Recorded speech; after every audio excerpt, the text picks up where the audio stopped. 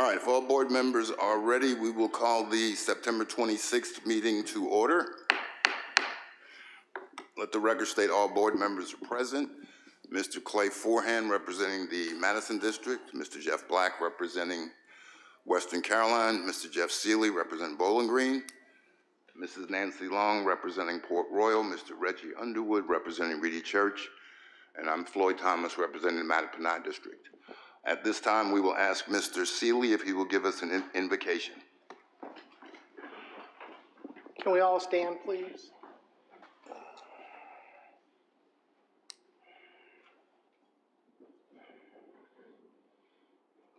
Heavenly Father, guide us on our journey this evening through this meeting and bless all those that are here. And bless those that are retiring for their future endeavors as they make a new journey in their new and less challenged life. Bless all those in fire and rescue and those overseas that are defending our country. In your name we pray. Amen. Amen. And at this point, if I will ask you to join us for the Pledge of Allegiance, which will be led by Miss Kennedy Harris and her mother. I've asked Kennedy to come because we always like to try to get some young folks involved. Mom is making sure Kennedy comes. All right. If you'll join for the pledge.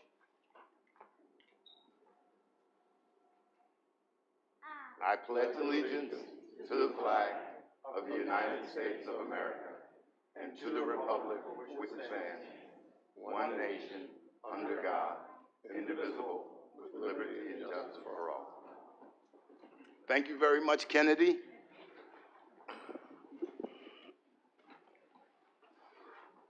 And I'll remind folks that our meetings are broadcast on YouTube if you'd like to see Kennedy again. At this point, opening board comments. Mr. Forehand. Just a brief one, but I did want to explain, because I had this conversation a couple times in the last few months about communicating with folks in Caroline County and the challenges that are with that. I do see frequently online and kind of by word of mouth how people don't understand or they don't know something is going on within the county. And to be honest, since the Caroline Progress shut down several years ago, the Virginia Connection folded up shop, there's not a lot of coverage of news events in Caroline County. The Freelance Star hasn't sent a reporter to this room for a board meeting since the Confederate Monument issue several years ago. The Richmond Times-Dispatch, I don't think, since my 7.5 years, has sent anybody here. That doesn't leave a whole lot of reporting on things that occur within the county. And that, matter of fact, what we always hear is that they only report on the bad things that happen here. And that's really doing a disservice to the county. I don't know what the solution is, but I will tell you that the people that live in the south side of the county, if they get the paper, they get the Richmond paper. The people that live in the northern side of the county, Ladysmith and Woodford, if they get a paper, they get Fredericksburg paper. The people that live in Port Royal, if they go shopping, the closest shopping is in King George. The south side, they go to Ashland, north side, they go to Fredericksburg. So we go in different directions. We get our news from different places. Again, the Richmond stations, the DC stations, they don't cover anything in this county. So it is very difficult to get information out. I do sympathize with the people that want to be more informed. Our public notices are for board meetings and other issues that have to have public notice by law are generally in the Freelance Star. They're also on the county website, but again, they may be up, a week or two in advance and not really provide a lot of people notice unless you go look for it. So again, I don't know what the solution is, but we do have difficulties getting information out to folks within the county. Unfortunately, and it's sad to say, the most effective way to get information out is right now is Facebook. And that's not the way it's supposed to be. But at the end of the day, you want to get more information out, that's the most effective route at this point. and it's just a reality at this point. So anyway, that's it. Just wanted to put that out there so everybody's aware. Thank you. Mr. Black? Yeah, I just have a couple. First of all, I had an opportunity to attend the State Fair on Sunday after the torrential rains of Saturday, and it was a nice crowd and very well attended. So it was, if you have an opportunity this week, I know the weather isn't exactly great for them at the State Fair, but that kind of happens every year, it seems. Please attend. It was definitely a worthwhile event to go to. The second thing, at George Washington Regional Commission last night, something that they have brought up, I know that Stafford County is probably leading the way on this, and there may be other jurisdictions. They are interested, I think Fredericksburg probably would be interested in it too. They are interested in trying to set up a regional transportation authority that would kind of include Planning District 16. And it's in the very early stages of what that would mean and what that would look like. That authority obviously would have taxing ability, but it would be an opportunity for localities to raise revenue, I guess, for road projects. And I'm not saying I'm for it or against it. I'm just saying the fact that if you go to the Richmond area, they have one. If you go to the Norfolk area, they have one. Northern Virginia, I think Prince William North has one, where there's money that is taken off a gas tax or whatever. And it is something that I think some of the localities in the region would like to look at. I know that we are going to be facing some decisions coming up with some road projects on our agenda tonight, and some of those road projects will not be cheap, and it's just a way of, like, when you do a smart scale project, like if we did one for the 95 bridge, and there's money that's required to be matched, a locality like Caroline could pull some of that money in to say, hey, this is our match money for a bridge over 95. So just something to consider and to look at moving forward, as the population is going to be increasing and traffic, we know, is not going to get better in this area, and we're going to have all kinds of headaches coming at us. So that's it. Thank you. Thank you, Mr. Black. Mr. Seeley? Yeah, I'd just like to bring up one point, that this Saturday is Clean Sweep in Bowling Green. It starts at 8:30 in the morning and goes till 1 in the afternoon, and there are at least 30 yard sales plus town hall, so everybody's invited to come shop. Thank you, Mr. Chairman. Mrs. Long? And after you shop at Clean Sweep, you can go down and visit the fair, make a full day out of it. We do hope that the fair continues to do well and that it dries out and has a good lower half of its run. It's a good function. It brings a lot of people into the area, and we make quite a bit of money off of it. So we wish them well and good weather. Other than that, all is well in my district, and I hope all is well with everyone. Ms. Harris, it's good to see you, and you will be missed when we get to that part, but well earned.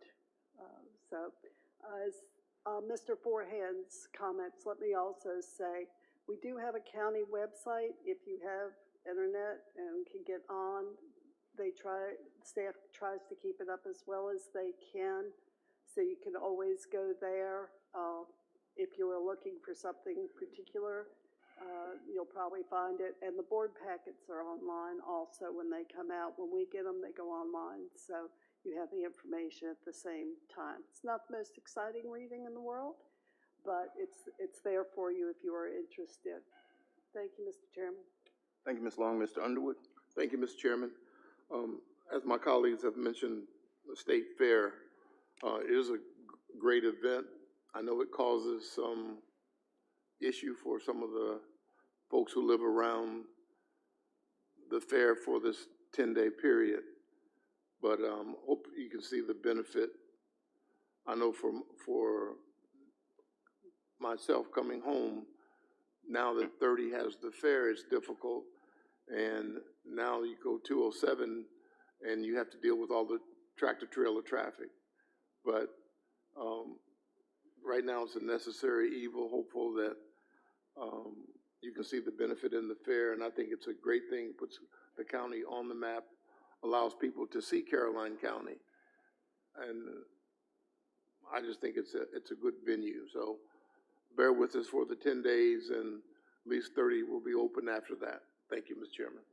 Thank you, Mr. Underwood. I have 4 quick points for my public comments. The first one is, recently I've been asked by several people about the county balancing the budget. I did a little research and I found out that this question came from a campaign flyer. And actually, for those of you that know, the county has always balanced its budget. Every year we have a balanced budget. And the state requires the county to have a balanced budget. So suggesting the county needs to balance its budget as a campaign platform shows pretty much a lack of how government works. So it's misleading the students, it's misleading the citizens, and I want to make sure we all understand that the county always has a balanced budget. At our last meeting, when we discussed the rezoning, the composite index came up. And as we all know, the composite index is the factor or the formula that tells how much money the county gives to schools.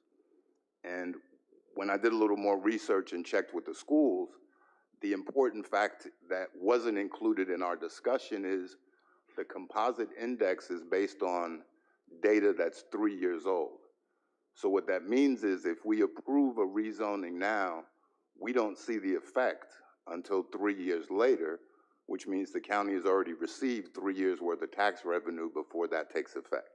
So it's important that we consider all factors when we talk about the composite index. Additionally, staff is working on the data center town hall. It's scheduled to take place in October. We were trying to do it sooner, but they had to check on the availability of town hall, data center experts. So the purpose of the town hall will be to share any information the board has and to discuss other issues, including siting decisions. And last but not least, all the board members, I think, alluded to the fact that we have issues with the local newspaper and getting out information. I think everything that we do, in particular what people have discussed, the comp plan, rezoning, and the general process for data centers, all of that information has been on the Planning Commission's YouTube post. It's been posted on the county website. We try to make sure everybody understands what's going on, when it's going on. I think I've asked county staff to look at the Caroline alert system that we have so we could alert people of anything that's going on in that sense. But I can assure you the county's not trying to hide anything. We're trying to make sure that we do the best for the county, and that's one of the reasons why we're doing the data center town hall. So I think I'll leave it at that. We also haven't voted on any data centers yet. Any data center that comes before the county will have to go through a rezoning, and there will be another public hearing where the public will have a chance to voice its opinions. So that's it for my public comments. Our first agenda item is amendments to the agenda. Are there any amendments to the agenda? Yes, sir. Yes, I would like to move that the board reconsider its tie vote on September 12th of 2023 for application RZ 012023 for the Barley Residential Land LLC related to Belmont North. Is there a second to Mrs. Long's motion? Second. Discussion on the motion? All those in favor say aye. Aye. All those opposed, nay. Nay. Nay. Chair detects division. Mr. Forehand, how do you vote? Aye. Mr. Black? I don't know why we have votes. Nay. I don't know why we Mr. have Seeley, votes. how do you vote? Nay. Mrs. Long? Aye. Mr. Underwood? Aye. And I vote aye. The motion to reconsider the Belmont rezoning passes 4-2. We will make that agenda item number 8A, unfinished business 8A. Any other amendments to the agenda? Motion to approve the agenda as now stated is in order. What's the point? So moved, Mr. Chairman. Thank you, Mr. Underwood. Is there a second? Second. Motion made by Mr. Underwood, seconded by Mr. Forehand. All in favor say aye. Aye. All opposed, nay. Motion carries unanimously. We will now move to presentations, which is a recognition of a young lady that I met probably 30-some years ago, because I'm trying to base it on the age of the kids that we took, and those kids now have kids that are 5 and 6 years old. One has kids that are 12. But we wanted to recognize for her outstanding service to the community and the library, Mrs. Charlene Harris, on the occasion of her retirement. So I have a resolution that I'm going to read, Mrs. Harris, and then I hope that you will make whatever comments you would like to make to the board, and then we will take some pictures just to make sure that we preserve this moment.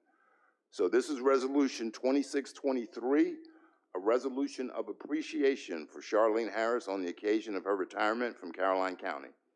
Whereas Mrs. Charlene Harris is retiring from county employment after decades of service to the citizens of Caroline County at the Caroline Library, and whereas during her career with the library, she has poured her attention, joy, and passion into the welfare of the children of Caroline County, and whereas through her involvement with Storytime and other children's programming, Mrs. Harris has read stories and shared crafts with thousands of children, whether in Bowling Green at the first small library in Ladysmith, in pre-K classes at Bowling Green Elementary School, or all around the county in a bookmobile.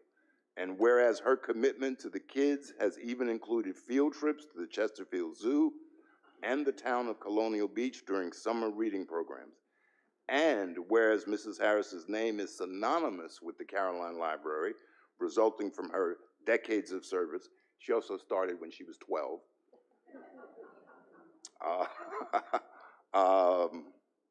Dedication to children and the significant contribution she has made towards the growth of the library and the opportunities it provides to patrons. Now, therefore, be it resolved that the Caroline County Board of Supervisors hereby expresses its sincere gratitude and appreciation to Mrs. Charlene Harris for her steadfast public service and commitment to Caroline County. Be it further resolved that the board offers its very best wishes to Mrs. Harris and her family for a happy and healthy retirement. Thank you, Mrs. Harris.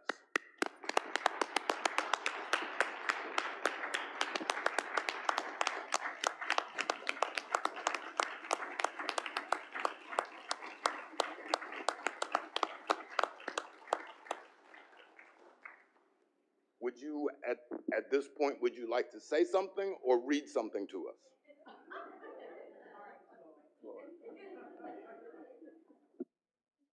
What I'd like to say is I have thoroughly enjoyed working at the library.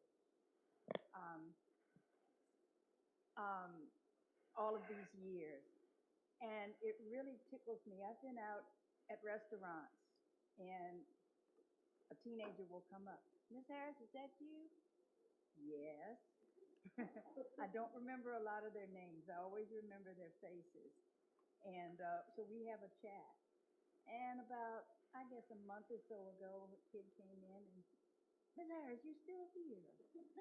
I said, yes, I'm still here. So it has been an enjoyment for me. I love children. I'm going to miss that dearly. So Megan, get ready because I'll probably speak back and introduce some stories sometime. I know. But I'd like to thank all of you for just being here, and I don't even know what else to say. Just being here. And I am going to try to enjoy this. I don't know how I'm going to do it because I'm used to having kids around me all the time. But thanks, everybody, and it has been a joy. Thank you, Mrs. Harris.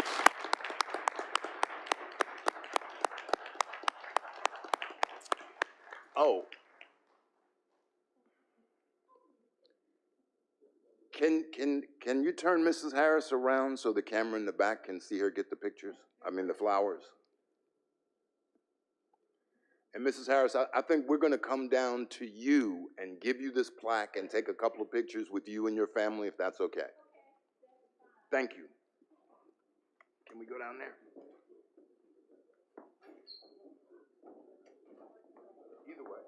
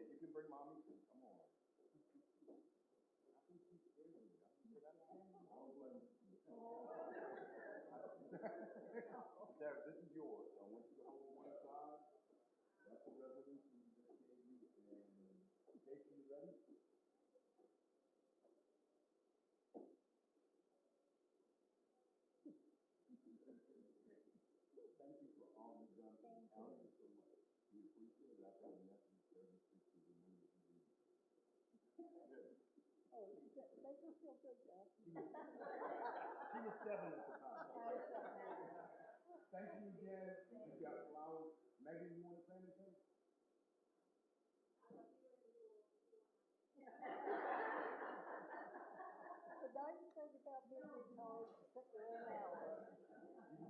You set your own hours. Set your own hours. Thank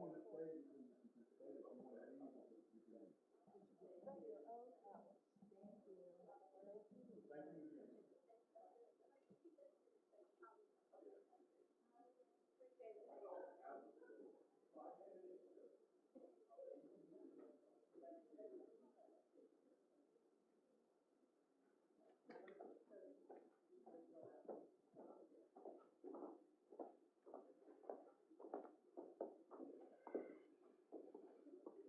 Jeff Black, you got your Western Carolina appointment for social services? No, I have mine. No? Okay. I do that. All right. All right, the board will move on to appointments. Social Services Board, Mr. Seeley has one for Bowling Green. Mr. Chairman, I'd like to nominate Jennifer Stroud. Is there a second for Mr. Seeley? Second. Seconded by Mrs. Long. Jennifer Stroud for the Bowling Green Social Services Advisory Board. All in favor say aye. Aye. All opposed, nay. Motion carries unanimously. Mr. Black has Western Carolina still to go. Recreation Advisory, we had an at-large, and the schools. Mr. Parton, did we get anybody from schools yet?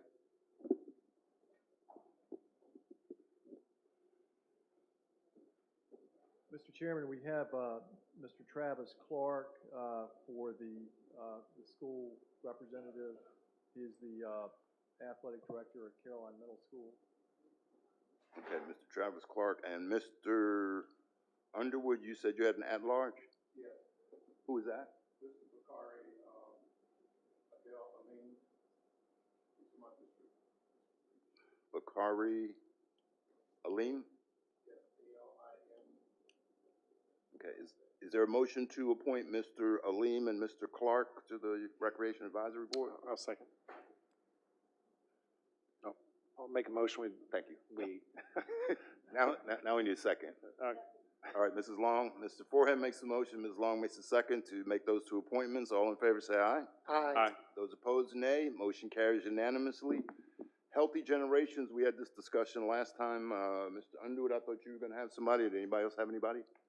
Yeah, I have not, found someone to, I think it's taking Miss Pat Wright's place, I believe. Yes. If I'm not mistaken. I'll keep looking.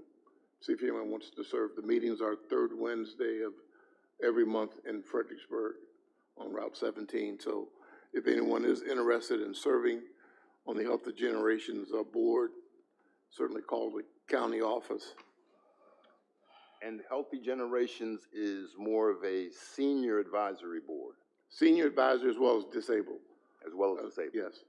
All right, thank you, Make sir. sure we get, and the county the board here provides funding for services for county residents to get to and from hospitals, home meals, and so it's really a good program, and I think, we get a lot of help from that organization for our seniors. Mr. Underwood, could you tell me what time they meet? We meet at 12:30 noon, 12:30, a third Wednesday of the month. Okay, so it's a daytime meeting. Yes, daytime meeting. That might help, thank you. All righty, we'll move to Planning Commission. We have Madison and Port Royal. Mr. Forehand, do you have anybody from Madison? No, it's the first time it's showed up. I need to seek out. Okay. Mr. Chair, I'd like Ms. to Long? nominate Carol Horton to the Planning Commission. All right, is there a second for Mrs. Long's motion? Second. Mr. Underwood makes a second. All in favor, say aye. Aye. Motion carries unanimously. Mr. Chairman, I do have a question for staff. Yes, sir. Did y'all reach out to Mr. Weaver? Is he done? Don't know. Okay, I'll reach out to him. I mean, he's been on the fence about continuing anyway, so I'll ask him. Thank you. Yeah, those expire at the end of this month. Traditionally, we let them continue until somebody else is appointed, I believe. So we'll come back. Building Code, Board of Appeals, Port Royal, Madison, and Reedy Church. Mrs. Long? Yes, I'd like to renominate Ken Capogue. He currently serves and would like to continue serving. Okay, let's see if Ken. Mr. Forehand, Mr. Napier? Not yet, no. Okay. Mr. Underwood? Not yet, Mr. Chairman. Okay. Mrs. Long makes a motion to nominate Kenneth Pogue again. Is there a second? Second.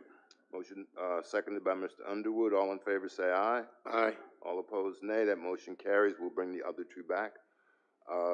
Children's Services Act and Community Policy Team, Court Services Unit. Ms. Long? Yes, I would nominate or move that Beth Stennett serve as the 15th District Court Services Unit to the Community Policy and Management Team. I think I have that right. Yes. And Ms. Stennett is replacing Natasha Cheek, who was promoted. Correct. There a second to that motion? I'll second. Mr. Underwood makes a second. All in favor say aye. Aye. All opposed, nay. The motion carries unanimously. The consent agenda is our next order of business. Is there anything on the consent agenda board members would like to have removed? Mr. Chair, I'd like to move that we approve the consent agenda as presented. Okay, there's a motion. There's a motion and a second to remove the consent agenda as approved. For those who don't have the agenda in front of them, agenda item H, which was the proposed consideration of the comp plan in the Carmel Church area, is on the consent agenda to be moved back to the Planning Commission. So that's agenda item H. That's especially for those who are not in the audience but are listening and watching on YouTube. Any other discussion on the consent agenda motion? All those in favor say aye. Aye. Those opposed, nay. The motion carries unanimously.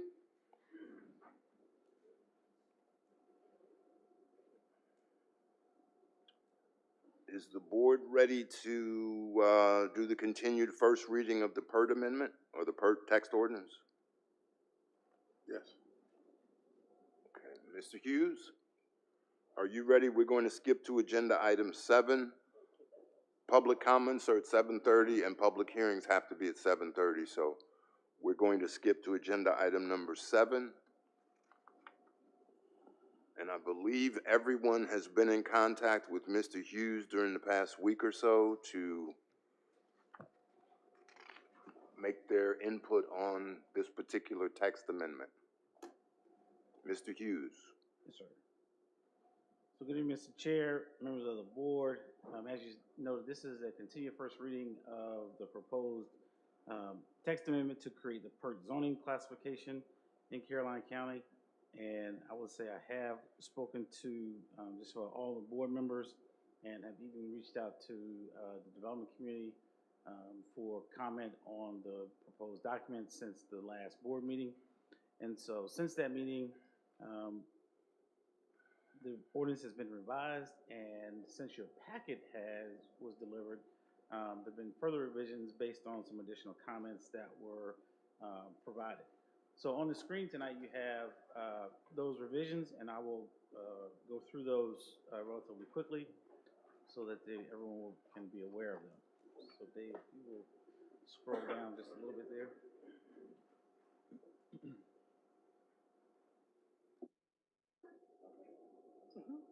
So the first set of amendments was to the permitted uses section. You can scroll further to the permitted uses section.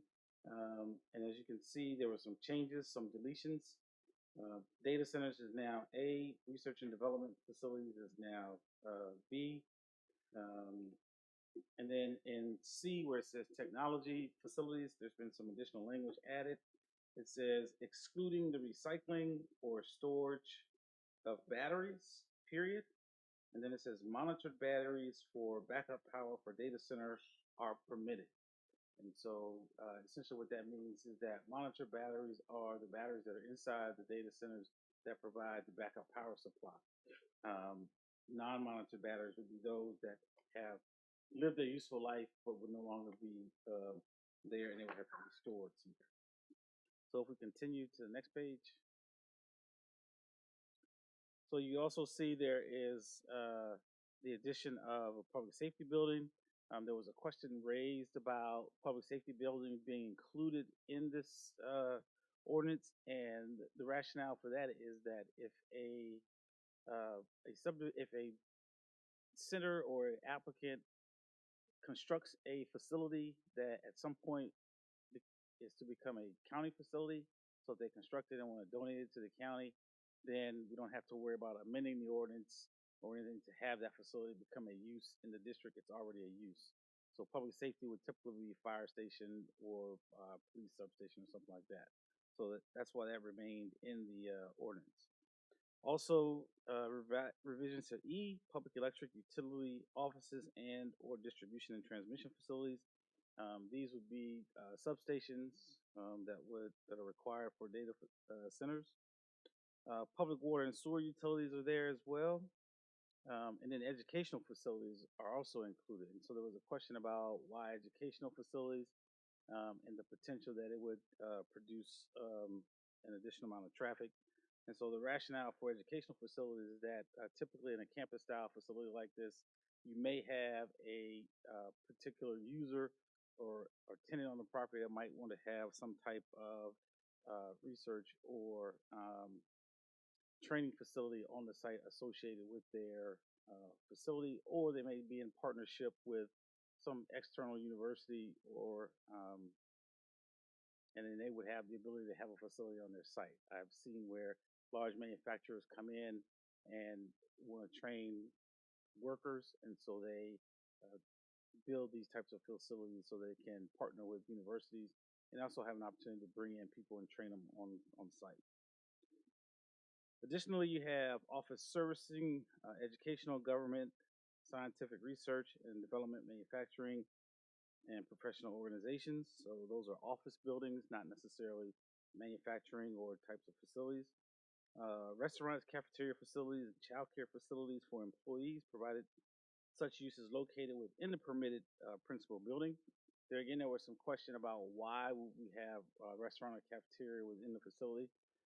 Most of these where we have identified areas in the future land use map for PERT are relatively isolated, and so you want the ability for those employees on site, one, to have an opportunity for childcare if such a company was going to provide that service, and then also an opportunity for feeding the workers on site so they wouldn't have to go off site to have lunch or have dinner or whatever.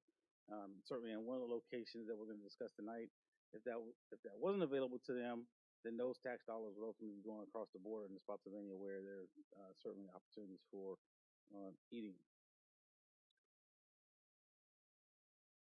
You can also see on this list some items that were stricken. Hotels and conference centers, colleges and universities were stricken.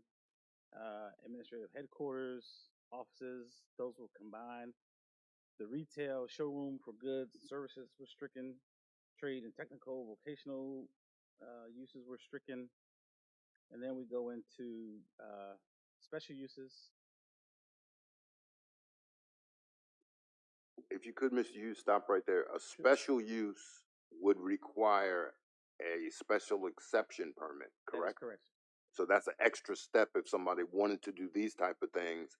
It's not automatic that they can do these things. That is correct. So the Okay. way it would work is either they would have that application as a part of a rezoning application that was coming Right. through, or if they wanted to come back later, then they would have to make application to do so later. Okay, thank you. And so you can see the addition there is manufacturer of scientific precision and research instruments has been added to that category. I believe previously it was in the permitted use section. And then scrolling down to the accessory uses and structures. We just died. Oh. Go ahead. In D, section, you see there's some new language there as it relates to backup energy and fuel storage facilities for individual buildings. This language is to kind of clarify how that could be accomplished. So the new language says this includes liquefied fuel limited in quantities to allow for not more than 120 hours of operation for each building. So these uses typically have generators. And so this would be for each individual building that have no more than 120 hours worth of fuel. Additional language also says campus-wide. Wait, 120 hours is 5 days, exactly. That is correct. Okay. We've been without power for more than 5 days at a time, but okay. I'm sure they will, yeah. Yeah, they could refuel them. Right. Yeah. Okay. Campus-wide centralized fuel storage or centralized backup energy systems are not permitted. And then it says idle data center batteries must be in a separate building. And so this goes back to where I talked about the batteries that are there for backup power. This section of the ordinance makes it clear that if you're going to have any batteries that are not being used for backup power supply, then they have to be stored in a separate building. Continuing on, in the special use categories, there's also the addition of packing goods and materials prepared on site, laboratories and research testing indoor, restaurants, cafeteria facilities, and child care facilities for employees as a special use. And then also other accessory uses, as approved by the board. And that simply means that if there's some use out there in the future that we don't know about today, then an applicant could come along and ask the board for permission to have that use on the property. So under section 5, continuing on, there's item C.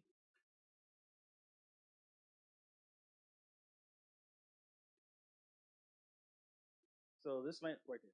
So this language was amended to make it clear that if you have phasing, then that phasing needs to be identified. The areas of that phasing needs to be identified on the GDP. The language before was pretty specific as to require very detailed information about the phasing, and all of the industry folks that we've talked about expressed concern about that because of the long lead time associated with these projects if they're done in phases, that if they were to be extremely detailed, that they may be required to come back and have to go through an amendment of their GDP if there was some type of different building configuration or layout if they happen to show it on the GDP at the time of rezoning. So also in section 6, there was a lot of conversation about building height and setbacks.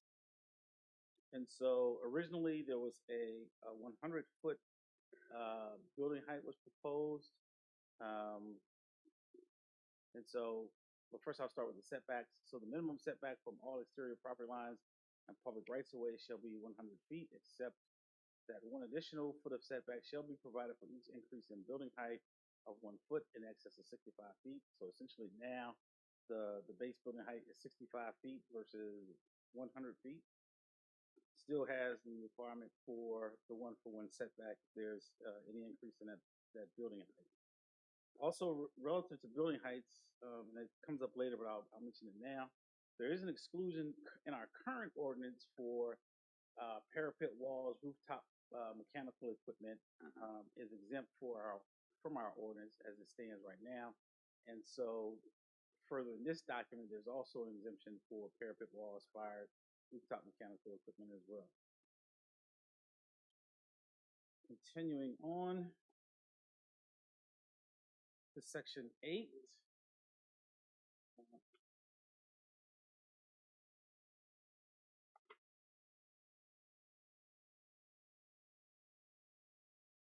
You can scroll down a little bit.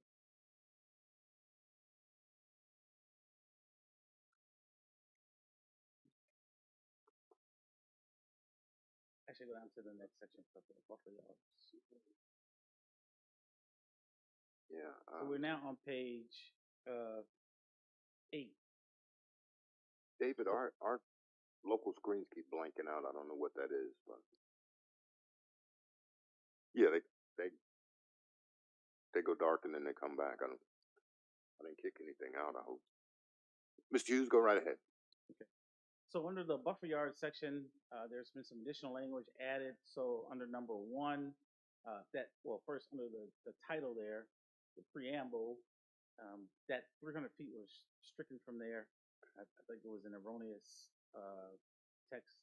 But then under number 1, within the required setback, a undisturbed buffer shall be provided of 40 feet in width to all exterior boundaries of the project. So that is an exterior buffer around the perimeter of the project, and it's any combination of landscaping, fencing, berm, natural areas, including resource protection areas, or increased setbacks may be used to satisfy this requirement. So that essentially ensures that there's screening on the perimeter of any project. Mm-hmm. In number 2, there's some additional language that says access roads may encroach into the buffers or penetrate the buffer, but they have to be perpendicular to the buffer. So they can't run parallel to the buffer, which would effectively reduce that buffer. So if they run perpendicular, then they go straight in and you maintain the buffer except where the road crosses. Can you continue down to F? Yeah, and then, so there. That language regarding it being perpendicular to the buffer was added in F as well. Oh, Dave, I need you to go back to page 9. Can you go back up to page 9? Right there. So there was a typo in 6. So it now reads plan versus plane. And then at the bottom here in 6, there's a new language that requires a cash bond of 50% of the value of the landscaping that is proposed on the site. And the reason for the bond is that, once the landscaping goes in, we live in a very prickly climate that can be hard on vegetation depending on when it's planted, and sometimes developers don't plant at the right time. And so this essentially says they have to post a bond for that landscaping. If we had to somehow go out and replace it ourselves, there's a mechanism there, and we hold it for 2 years. So it's just an extra assurance for the county and the citizens that the landscaping will be maintained and be able to be replaced if it happens to die. Continuing on under fencing, there was the addition in number 2 of the word internal. There weren't any other changes there. But scrolling down to under E, construction footprint. Right there. there was significant conversation and a request for some enhanced buffering or protections for the environmental areas. So new language has been added that reads, any encroachments into the RMA shall require the submission of a water quality impact assessment and propose additional mitigation with plantings or methods that enhance water quality greater than or equal to the pre-construction water quality. So the reason this only references the RMA is because our current ordinance has a provision that requires any encroachment into the RPA, you have to perform a water quality assessment. So this language is added so that if you happen to touch the RMA, then you would have to do that water quality assessment as well, but also provide enhanced landscaping or some other method. So just for your information, the RPA is 100 feet of the landward side of any feature. So if it's a creek, the first 100 feet to the landward side of that creek would be the RPA, Resource Protection Area. And then the next 200 feet would be the RMA, which is a Resource Management Area. So effectively, you have 300 feet of protection from an environmental feature. And this is also governed by the Code of Virginia and the Chesapeake Bay Act. But our current ordinance, like I said, only had protection for the RPA. This puts protection in for the RMA with some enhanced mitigation for water quality. Another significant environmental protection is item 2, where it says slopes greater than 15% or slopes defined as critical slopes by the Virginia Erosion Sediment Control Handbook within an RMA are to be avoided to the extent practical to ensure compliance with Article 15, Section 24. That is our Ches Bay ordinance, and it's important that we protect critical slopes because if we start development or construction on critical slopes, it becomes extremely difficult to maintain protections of any environmental features that are in close proximity. Mr. Chairman, can I ask a question or just wait till he's done? Oh, you can ask the question now.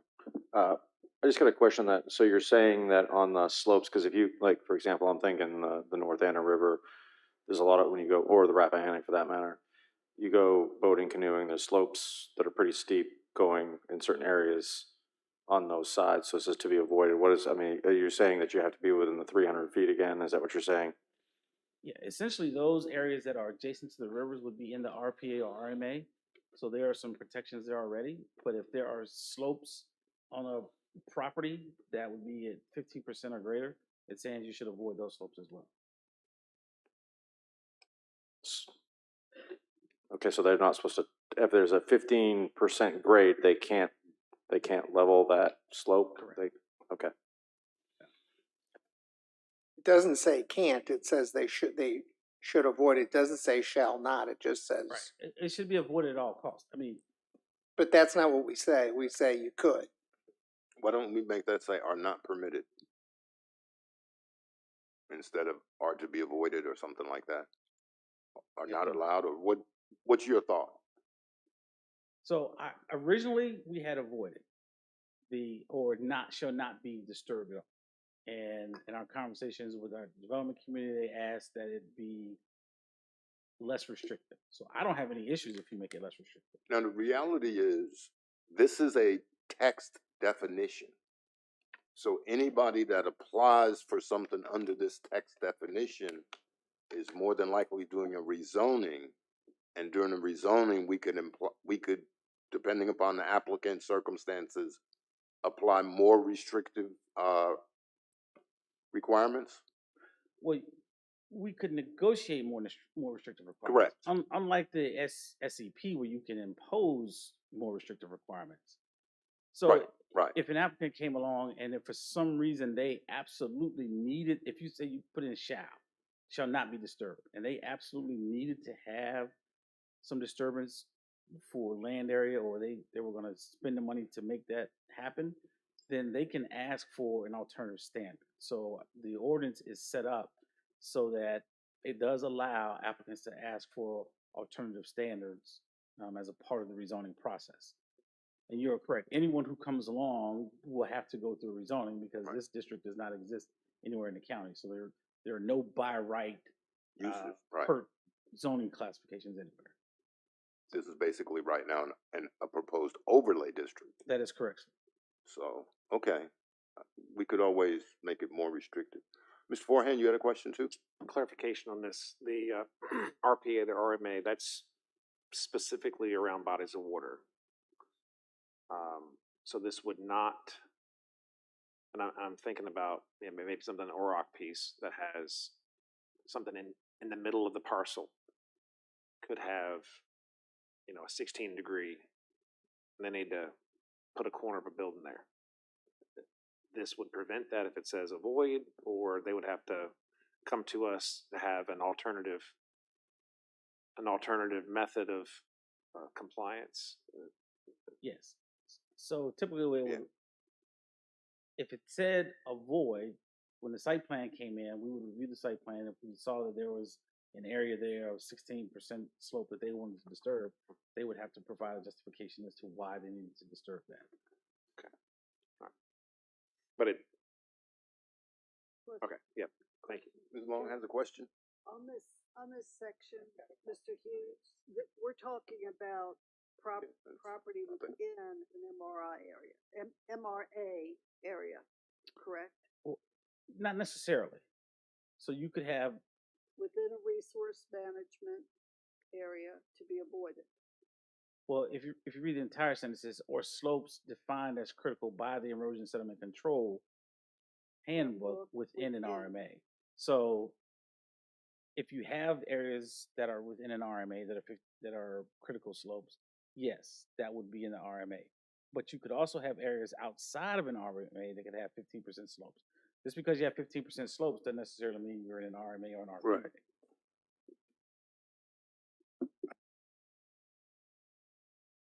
Let's let Mr. Hughes finish. Okay. I think there's a whole bunch of questions, so I'm fine.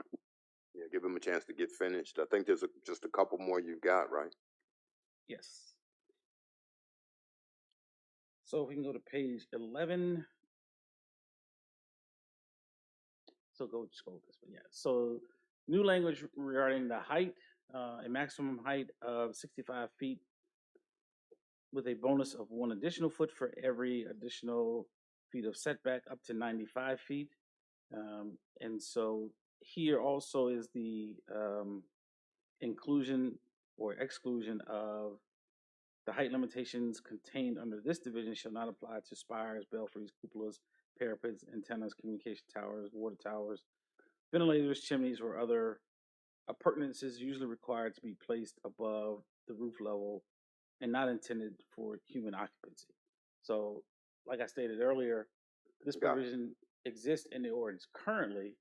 This just further brings it along so that you could get up to 95 feet in height, but you would exclude those other items. Continuing on to page 12, noise.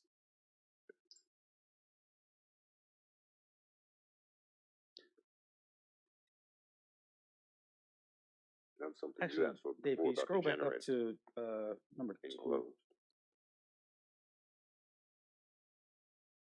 So there's some new language here also. Under utilities, it says new electrical substations shall be located at least 600 feet away from any existing residential structure, place of worship, school, or public road designated as a highway corridor overlay at the time of the rezoning approval to the PERC district.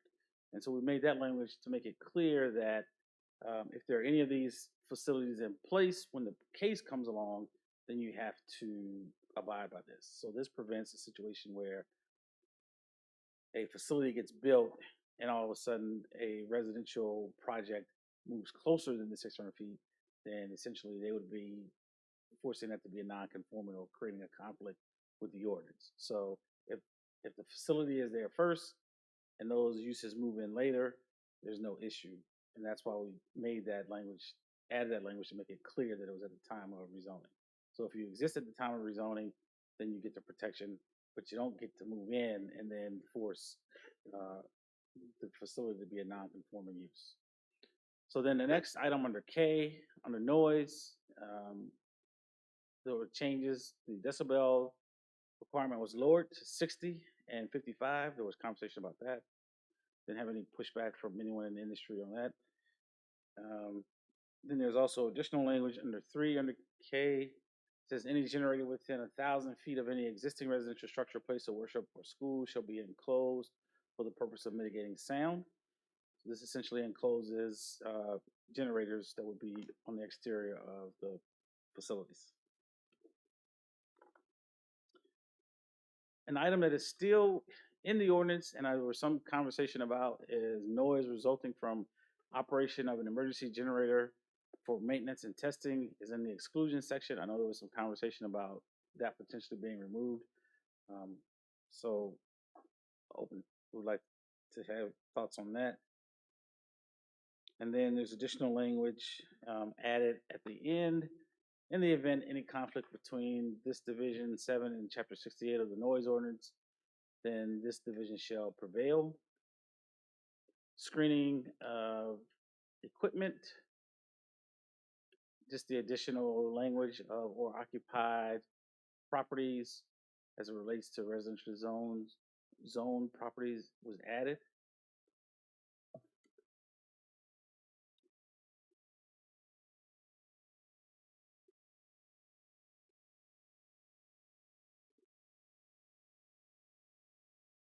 Which number are For you looking at? screening, you mean? So under the, Oh, is your mic on? No, earthen berm, could that be added as an option for screening? I know we have that outside of, on Ruther Glen Road, and that does a pretty effective job of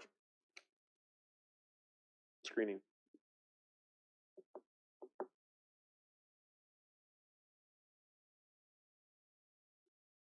Yeah, that's just the visual part is the berm. Yeah, this is for sound. I don't have a problem with that if we need to add it.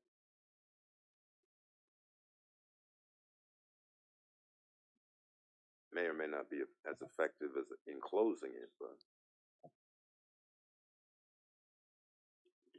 so you're thinking specifically for, I mean, as an option, if, you know, instead of a fence or a wall, if they, you know, built a 18-foot high berm, that's, you know, I just wanted to provide it as an option. And the topography might facilitate a berm being the most effective thing. okay. and maybe more visually appealing. And maybe visually, you know, more appealing as well. Okay. Gonna add berm in there for number 2? I am.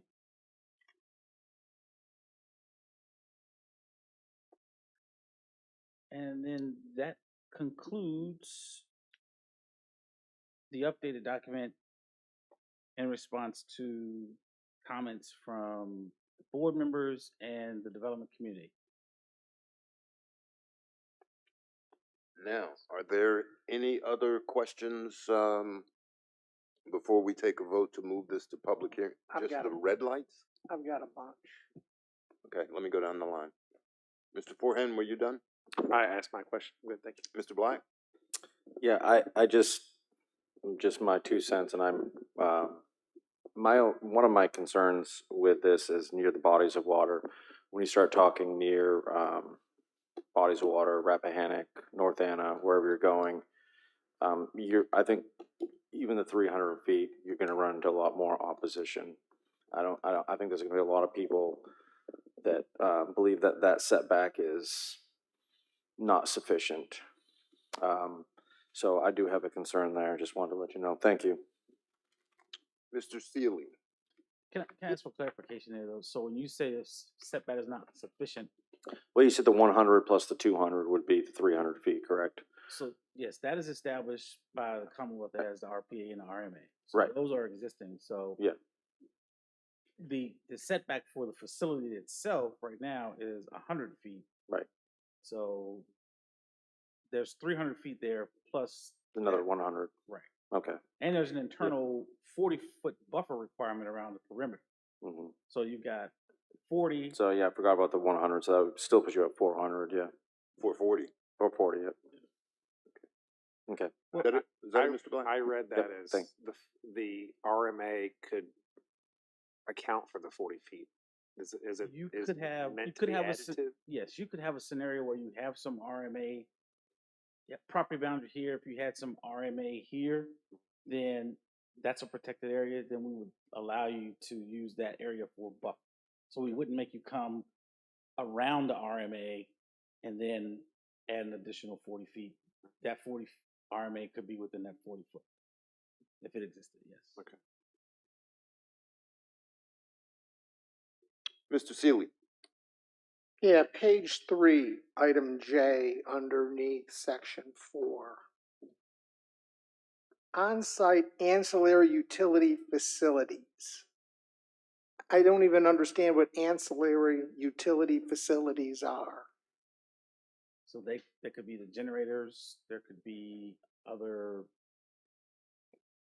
items that, Well, we call out generators in specific and we never labeled them as ancillary. So I'm curious what this actually covers, because I couldn't, because we've already got guard structures, communication, broadband, fiber optic utilities. You've even got rooftop solar structures, which I want to talk about in the height, but I don't understand what J is. so like I said, it would be any facility or structure that would be customarily associated with a building that we don't necessarily can identify as something particular at this moment. So Because we say restaurants have to be part of the actual facility. yes, I'd say at this point in time, if there's anything that we don't know what it is, we should strike it. And then if they have to come back, we'll address it when we come back. so I'll give an example. Sometimes we have uses come in and they have a fleet of vehicles, and I've seen this happen with, say, funeral homes. They have vehicles that they don't necessarily want to leave in the weather, so they may want to come back and say, I want to add a garage. So that would be an ancillary building to the primary use.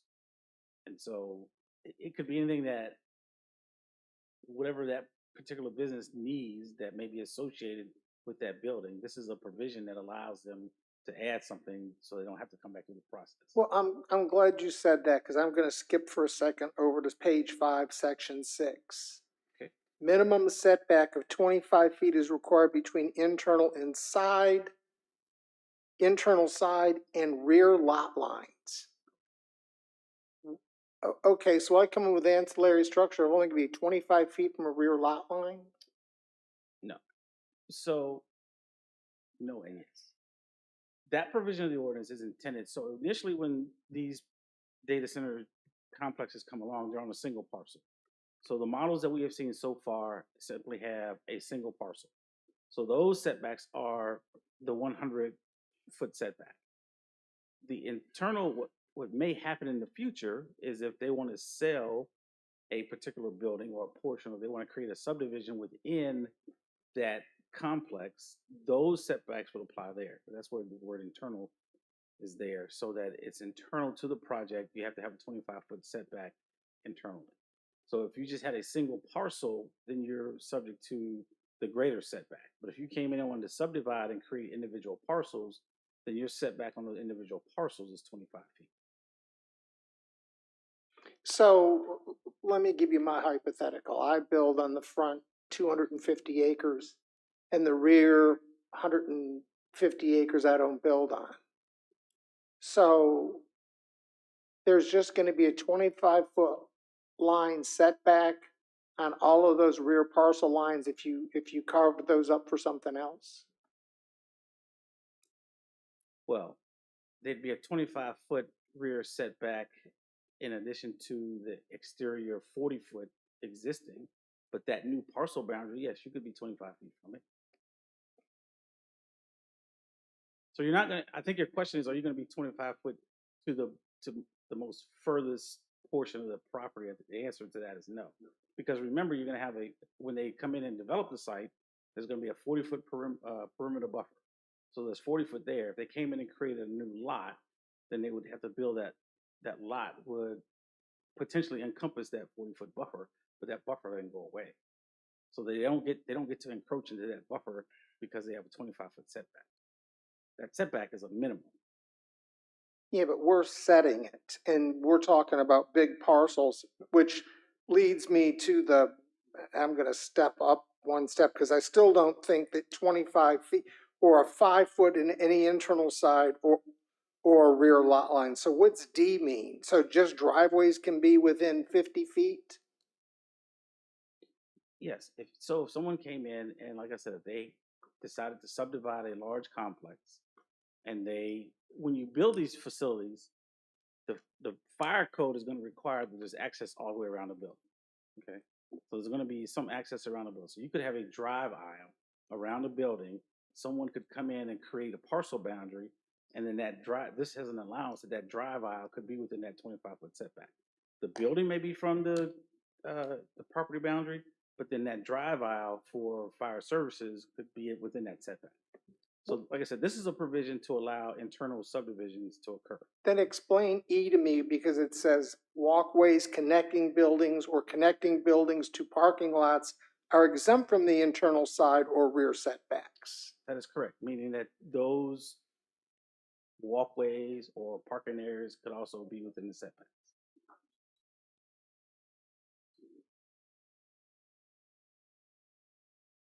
Well, the last one isn't necessarily internal. E is setbacks for parking lots are exempt from internal side or rear setbacks.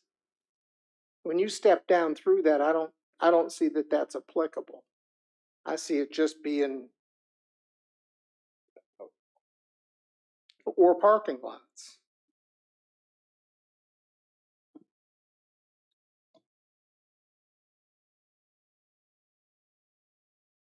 Well, as I stated, when they come in there, one large parcel, they're going to be at least within 100 feet to the interior of that parcel. Let's say there are 4 buildings there. Each one of those buildings has a parking lot. If they want to come in and create parcel boundaries around those 4 buildings, and they happen to have a walkway or a parking area that would happen to be in that setback area, we're not penalizing them, or we're not preventing them from doing a subdivision internally because of the setback requirement. Because it's all internal. There's no impact. I mean, if your concern is that there's an impact to the adjacent property owners because of this language, that's not the case.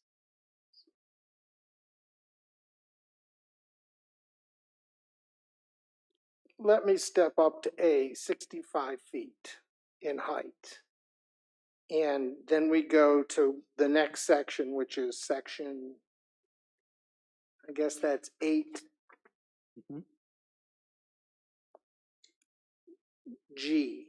And we say 65 feet with a bonus height of 1 additional foot for every additional foot setback to 95 feet. So what's our height? What's our actual height requirement? So your height requirement is 65 feet. But if you go above 65 feet, If you have want to to, increase. if you want to go above If you 65. want to go above 65 feet, then you have to increase your setback for 1 foot above 65. So every foot you go up above 65, you increase your setback by 1 foot. So our maximum height is 95 feet. It could be 95 feet, up to 95 feet. Plus any ancillary stuff they put on the roof, which could take us, if they did double stack solar panels that are 25 feet. I mean, so we don't really have a maximum height requirement, because the building would be set for that, but anything on top of it, whether it's cooling, solar, whatever they do on top, doesn't have any setback requirements on it. But it would see solar as an exception. I'm sorry. I didn't see solar as Oh, it's in here. Yeah, as rooftop an solar. exception. It's an exception for the roof, it sure is. Rooftop solar and mechanical equipment on the top. So the question I would have is for the height concern, is it a concern about the height of these buildings imposing themselves on adjacent properties, or is it a concern about aesthetics? Because We've got to do fire protection for these buildings. yes, So you're at 95 feet. The ladder truck we bought, I think the max ladder was 110 feet. will not fight a fire. So roof units on fire were not going up there?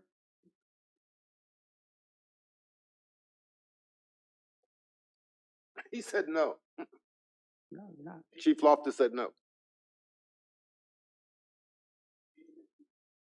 86 feet is what you're saying is the maximum?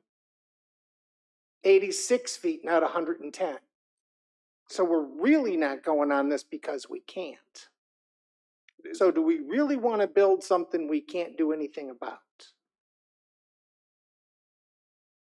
No, we can always change that when we have the public hearing and restrict it.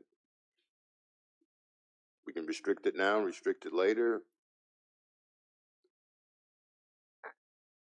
I'm just asking the question because these things keep getting taller and taller, and we don't know how many actual floors. We don't limit this to the number of floors in a building. We limit it to a height. So they could have 4 floors at 20 foot per floor and then still put 25 feet of stuff on top that's ancillary that's not covered, correct? Because it's in addition to, or it's bolt-on, it's solar, it's antennas, it's Well, yeah, I don't. cooling understand- I towers. don't understand your relationship between the number of floors interior to what's on top. So, Well, the height of the building isn't 2 floors with roofs. Let's go with 65 feet total. but I think 65 total or 95 total? 65 is going to be extremely restrictive because you're not going to allow. Okay, then we're saying 95 total. Period. That's what it says. If you, With- you could add language, if you wanted to be 95 total, you could 95 add- total, you could add including anything language. else. Yeah, you've got to account for what's on the roof. Right. I mean, you can't just say we're gonna max out, if the fire department can't put out something, then we've got 10 feet of solar panels. I don't mind solar panels being on top of these things if we're gonna approve them. I really don't mind it, but you've also, you can't not include the solar panels in the height. You've got to include that. Yeah, 95 total. That's the deal. We're going with that. That's still above what the ladder truck's gonna get to. We're saying 95 total, including everything and everything. But then if the ladder truck can only go to, Chief Loftus, what'd you say, 89 feet? 86 is what he said. 86? Why wouldn't 86 we, is what he said. why wouldn't we say 86 feet total then? Why don't we say 80 feet? Because then you have 6 feet. Because that the these ladder buildings can have prop on. stairwells that go to the roof. They're all sprinkled and they're made of concrete. Right. Okay? Except the roof units don't have sprinklers on them. If you've got, Okay. They if could, you've they got could burn cooling down and the systems, building still stays We there. we're spending more time on the details because I thought we all had a chance to talk to Mr. Hughes, and now we got a whole bunch of questions. well, at the end, these were in my questions that I sent. All right, Chief, you want I to tell was us this, and then we're going to take a break. I would just add this. Mr. Forehand is correct. Don't limit it based on what we can reach with the ladder. We don't have a ladder today. We can't reach 3 stories and we can still get up there. It's really about the type of construction. As long as we have a good internal staircase, they got, meet all the fire code issues. They got standpipes in the stairwell. We can get up there and address those. But again, that's where we are. People have skyscrapers and there's no way a ladder truck can reach those. Yeah. So that's not the only alternative, but looking at the full picture, I think is best. Okay. Thank you, Chief. Was that your last one, or you had more? That's my last one. All right. Is 95 feet the total, or we want to go to 85 feet? Let's give Mr. Hughes something to So can put I, in public hearing. can I offer some comment from the development community? Sure. Their comments were that based on current construction, that 110 would ultimately be the top height. So if your building was at 95 and then they had some rooftop mechanical equipment, they said that the max right now is like 110. That's why I asked the question, was there concern about the visual impact from exterior of the property, or is it a concern about these buildings imposing themselves on adjacent properties? Because the parapet, anything on the rooftop has to be screened, so it won't be visible from the exterior. So if they have rooftop mechanical equipment, there's a provision in here that says it has to be screened. So that's why I asked the question, and I just wanted to. All right. What's to the know. board's desire? 95, 85? I never envisioned a 110-foot building. That's What's your beyond. what's I your mean, when suggestion? you set that in places, depending on where you go in the county, there are places you could do that. There are places we talked about that isn't gonna go. Yeah, but we're talking So- about perch, so it's not gonna be in the middle of Bowling Well, Green or no, somewhere else. we're talking about perks and we're talking about them in various places. Mm-hmm. And I'm with Mr. Black, you put a building 110 feet up somewhere along the river basins that we've got, that isn't gonna get it. So if somebody stays out of the river basins, I don't necessarily have a problem with the perk that we're looking at How many feet are you tonight. saying? What's your decision on the height? I think total 95 feet.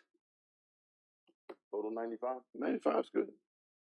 We're gonna say total 95, Mr. Hughes. If you find some developers that would like to speak at the public hearing that said 95 is unattainable, we'll consider it then. But right now, we're looking at 95 total for the public hearing. Just a data point. Yes, sir. And I was struggling with a 95-foot tall building as well. Most zoning in Ashburn is up to 45 feet. However, the building may be up to 100 feet if there's a larger setback that has a formula, which basically puts it way back. But That's what we have. That's kind of what we're trying to do. Yeah. Mr. Thomas, you have a degree in architecture. When you put a tall building in a field, you know what the wind effect is that it creates around the building. So as we build these and they're singular, we are going to cause other issues. And you being an architect or probably studied tall buildings being built, first ones, first two, what the impact is. I have a degree in architecture. I never actually practiced architecture. I have a minor in computer science, which I did practice a lot of computer science. There are computer programs that would tell us what the wind load would be. I trust Mr. Hughes would make sure those wind loads would be successful. So we're going with 95 total? Is there a motion to move this to public hearing with those there are comments in it? There are restrictions also in Loudoun County that restrict to 69 feet. I mean, And we have that, And we have the ability. we have that option at public hearing to say, we've considered this, we're gonna say now that 65 is the height, 48 is the height, whatever the board decides. But I would say we go low and let them ask for lower than 95 and let them ask for something higher. Mrs. Long suggests 85. It's not gonna be an auction, but Well, he had 65, and then he originally had 65. all right. Obviously, I picked the wrong thing to take care of quickly. All right. 65 is what we're gonna advertise. That's what's in here. 65 is what's in here. We'll advertise 65. The board could decide during the public hearing to say it could go up to 95. After further consideration and discussion with Mr. Hughes prior to the board meeting, right? Mr. Hughes? Sure. So, Okay. Excuse me, just to clarify, you want 95 max to include? No, we're saying 65. We're saying 65 now. That's what it's gonna be. You have in the ordinance 65. As you have in the ordinance, we're not gonna give the additional 30 feet for setback unless the board decides to after the public hearing. That's So correct. 65 to include any rooftop mechanical or equipment. Not including any mechanical equipment. Because that's covered, so we're at 65. Okay. Is there a motion now with all those changes and considerations to move this to public hearing, which would be when's the public hearing, Mr. Hughes? No, that's it. If you move it to public hearing tonight, we could do it on October 10th. Okay. Is there a motion to move it to public hearing on October 10th? I'm making a motion to move it forward to public hearing. Thank you, Mr. Forehand. Is there a second? Second. Mr. Underwood makes a second. Discussion on the motion. I just have one thing. Is it possible, Discussion? would the board be okay? My big concern, once again, in talking to people, is near the waterways, near the river. I know you got 300 feet, and you're saying that's fine. You start going with 95 feet somewhere near the river, you know, or they can go up to, or 65 feet, or one setback. Like, I still have a concern with that. If you're gonna be putting something on the Rappahannock or on the North Anna has like no development. I mean, the Rappahannock doesn't either, and the North Anna doesn't. The part of the setback on that I think the better chance and the less opposition you're gonna get to these things. I mean, not that there's not gonna be opposition, but the farther the setback away from the rivers, the better, and I'm not sure that 304 or 400 feet is even enough. Mr. Black, that's a great point. Doesn't pertain to the motion. I think that's something we can work with Mr. Hughes again to make sure we address at the public hearing. It does pertain to the motion because it's part of what we're approving. Okay, So it does, I mean, it's in here. okay. Is there anybody else who wants to follow, Mr. Black? I mean, is it possible to include it to be like, you know, because right now it's 400, make it an extra 100 feet, make it 500. If it's along a waterway. I'm good with that. And I think when we have some lenience, that's going to public hearing. It's and going of course, first a lot of reading. it's going Right, to be well, it's controversial. moving into public hearing. Public- That's when we this make the isn't final first- decision. Right. This is not a final This is decision. not That's why I final. said it wasn't, you know, really, we can find. But whatever is approved tonight is gonna go out to the public, and I'm saying if they Right. saw 500 feet, it would be a lot more. You could put 500 feet. Will we be able to make it less restrictive, Mr. McKenzie? Okay, that's fine with me. Okay. That's fine. So you want to include a provision that says along any river? Waterways. Waterway, yeah. Is that going to exclude wetlands? Just waterways, Because- rivers, Okay. rivers. Okay. Along rivers. That's good, Thank rivers? you. I just want to be clear. Okay. Any other questions on the motion? On the legal piece, to answer your question, Yes, Mr. sir. Chairman, you know, this is just the text amendment. You aren't actually rezoning any property right, with right, this. So right, you can yes. craft this language We however understand, you yeah. want it. Any way we want. I mean, you know, with a rational basis. We're not rational.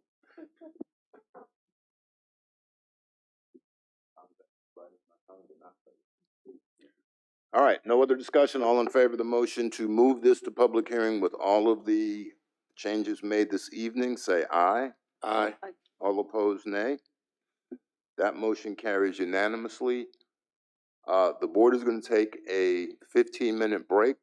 We will be back, or a 17-minute break. We'll be back at 7:45. Where's Mr. Cully? I guess we don't have, we don't have time to do the closed session? Okay, well, we'll be back at 7:45 after a brief break. Board stands in recess.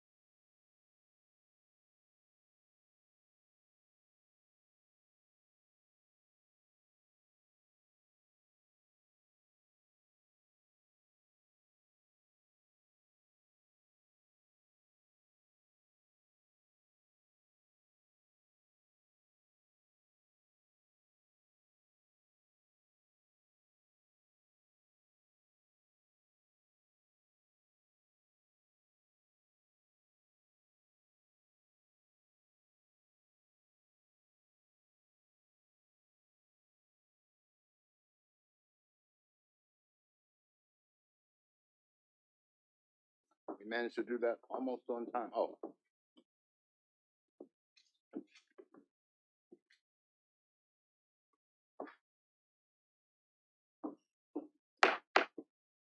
All right, now we'll reconvene. At this time, we will do our public comment section of the agenda. This is where citizens are allowed to speak to the board regarding any matter that is not a public hearing or a previous public hearing. So for the public comment, is there anyone who would like to speak before the board on any matter?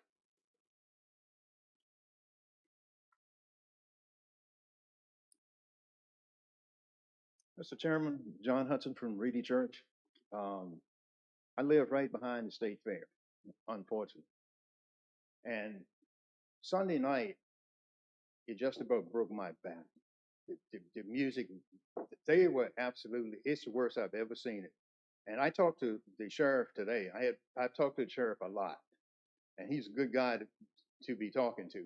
But he told me that for some reason now, I think I don't have any of this in writing or anything, but that the State Fair now is going to have somebody monitor the music down there. Well, they should have done it 3 years ago, but it's just gotten worse. Every concert, it's the same thing. We have to call. Why do we have to get aggravated and then call? Because at some point, somebody's going to get aggravated and go down and destroy that equipment. And it's not going to be me, but I just don't want to see that happen. And I can't directly address Mr. Underwood, but I don't know if you had anything to do with it. I'm sure you did. But we need to do something about that, the noise. Either review the permit or do something. And my last comment is there seems to be this thing that the county is making money from the state fair. I wish somebody in the board of supervisors would let people in the county know that. Show the numbers. Show them what's going on down there. That's all I have. Thank you. Thank you, sir. Is there anyone who would like to speak as part of public comment?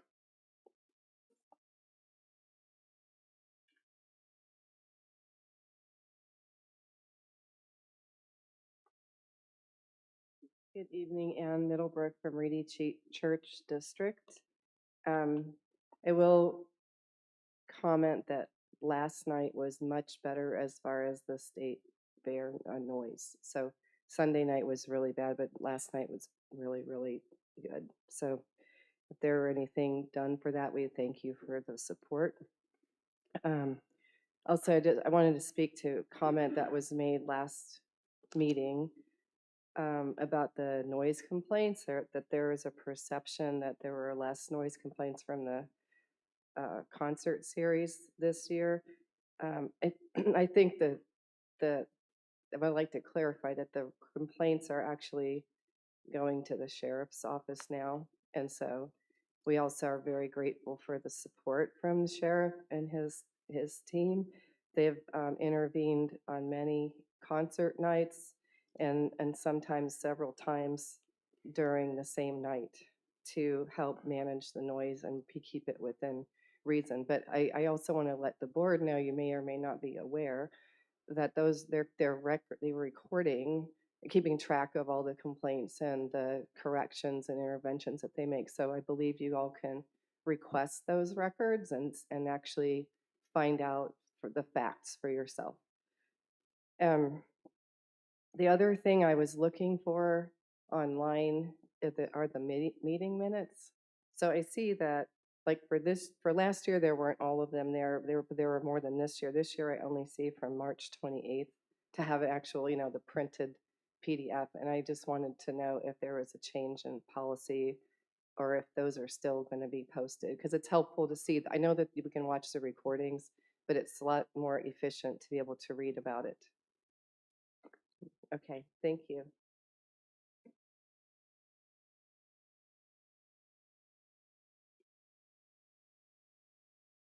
Good evening, Mr. Chairman, Board. Ms. Lambert? Karen Lambert, Reedy Church District. I have a comment about something at the last meeting when the permit to allow a concert that was over the allotted time frame of the permit. I don't understand when a date is set in a permit. There were up to 25 concerts allowed before September 30th. And I don't understand if they only do 5 concerts, I don't know why we give them more time to, just because they can book somebody after. I think we really need to stay with the permit that is given. Also, again, I spoke to this before. I have no internet service when there's during the state fair, even on a slow day, Saturday. I don't know, I wasn't there. But at home, I have no internet service. Today, even on a rainy day, I had spotty service where I could not order things I needed to order. And again, in an emergency, or just because I can't have my grandkids watch a movie because buffering. But in an emergency, the sheriff again has told me that they have the 911 text for emergency, but I'm not sure how it works. And when I spoke to one of the operators, they're not exactly sure. So, you know, in an emergency is not the time to learn about it. And they say they will call, but I can't get a phone call a lot of times. So I do worry about that.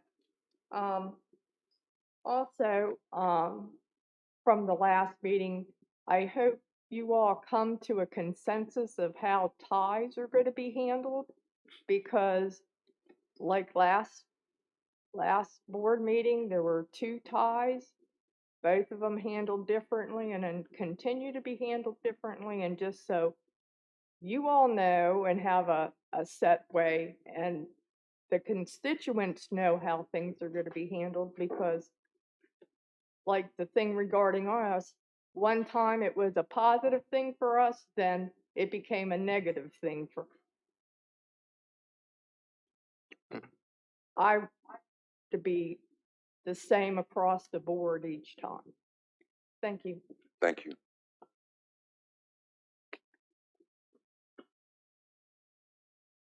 Good evening. Good evening.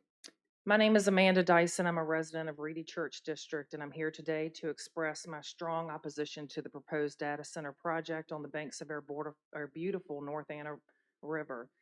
Please understand that I am not against the idea of a data center coming to Caroline, but I firmly believe there must be a more suitable location with far less environmental impact for such a project. It was only through Kevin Collins' Facebook post that many of the residents of Reedy Church and throughout the county became aware of what's being planned here. Much like the demolition of Dawn's School, we in Reedy Church often find ourselves unaware of our representatives' actions, and we question whether our best interests are truly being considered. It is our Board of Supervisors representatives' responsibility to ensure that their constituents are informed and engaged. Send out mailers to our communities to get the word out, ensure that people are aware of what is happening. When residents are given a voice in decisions that directly affect their lives, it fosters a sense of ownership and trust in both the decision-making process and its outcomes. Community involvement leads to better informed decisions. It's about representation and equity. When we involve the entire community in decision-making, we ensure that the diverse voices and perspectives are not just heard, but effectively considered. This approach paves the way for more equitable outcomes where decisions genuinely reflect the needs and priorities of all residents, not just a select few. Participation in decision-making empowers our residents to take an active role in shaping our community's future, leading to increased civic engagement and a stronger sense of community. When our residents are involved in decisions, there's a greater likelihood of sustainable development. Decisions are more likely to consider the long-term impacts and well-being of future generations. Considering all of this, I urge that the decision regarding the data center be entrusted to the citizens and the residents of Caroline County, not to the Board of Supervisors, and placed on the ballot in the November 2024 election. Let the citizens make an informed decision about what happens to our beautiful rural county. Thank you for your time and consideration, and together we can ensure a brighter future for our community. And a side note, y'all talk about transparency, yet you add an item to the same meeting without public knowledge, and that should be illegal. And Mr. Forehand, during the meeting, was commenting on a Facebook page encouraging this data center. Thank you for your time. Thank you. It was an 8-second comment. Mr. Forehand, Ms. Dyson, thank you for your comments. Board members will refrain from commenting about comments. Yes, sir. Good evening. Kevin Evening. Collins, Reedy Church District. I am here once again to emphasize a matter of utmost concern and one that deeply troubles not only myself, but countless neighbors and fellow county residents, the proposed Jericho Road Mount Airy Comprehensive Plan change. I wish to make it unequivocally clear that I am not inherently against any industry, including the establishment of data centers within our county. However, I harbor legitimate, well-founded reservations about the way data centers are being integrated into our community. My unwavering commitment is to advocate for smart, sustainable growth that harmoniously aligns with a long-term vision we hold for Caroline. As a stark reminder of how mismanaged changes to comprehensive plans can occur when the county decides to accommodate one landowner with promises of great things, we need not look further than the example of Carmel Church to see the consequences of what I perceive as misguided decision-making and a lack of coherent economic development planning. Our own economic development department is still promoting on the county website the pipe dream of a train station in Carmel Church and a so-called smart city named Washington, D.C. South. There is no train station coming to Caroline, according to reps from Virginia Railway Express, who spoke in this very room just weeks ago. In this instance, we've witnessed alterations to our comprehensive plan that have happened more than 10 years ago, and as a result, the rezoned land still remains dormant, unproductive, and undeveloped to this day. Yet this same entity now wants to do the exact same thing in an area completely outside of the current growth area, and our Board of Supervisors is actually considering such a ludicrous proposal. It is important to note that we have already established a PIRT overlay district near our county wastewater plant. Furthermore, MC Dean in Carmel Church has expressed interest in hosting a data center on their own property, which aligns with our county's original vision for targeted growth. And finally, one of the more talked about projects is the potential Matamede growth area, where Amazon is considering a substantial campus in the northern part of the county with support from Spotsylvania, where infrastructure development is already better prepared, negating the need for extensive modifications.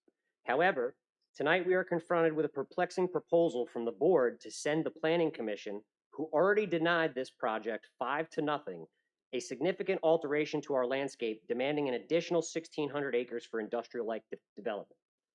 This decision has the potential to fundamentally alter the very essence of our county and impact the pristine North Anna River. The question demands the answer: why? Allow me to reiterate, I am not fundamentally opposed to data centers. I acknowledge their importance. Nonetheless, I firmly believe that there are more appropriate locations than the proposed Mount Airy site. It is imperative that we give due consideration to the desires of our community as passionately expressed by its residents. Through numerous conversations I have had with neighbors, friends, and family, I have encountered overwhelming opposition to this proposal in any and all forms. Constituents engage in a comprehensive, transparent dialogue and explore alternative sites that better align with the vision of our smart, sustainable growth. Thank you. Thank you. Is there anyone else who would like to speak as part of public comments?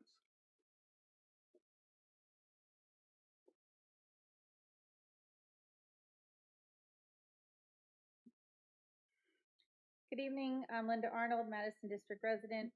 I've come tonight with public comments to make sure that each of you are aware, we are not sure that you are, of an independent parent group that has been formed called the Parents of CCPS.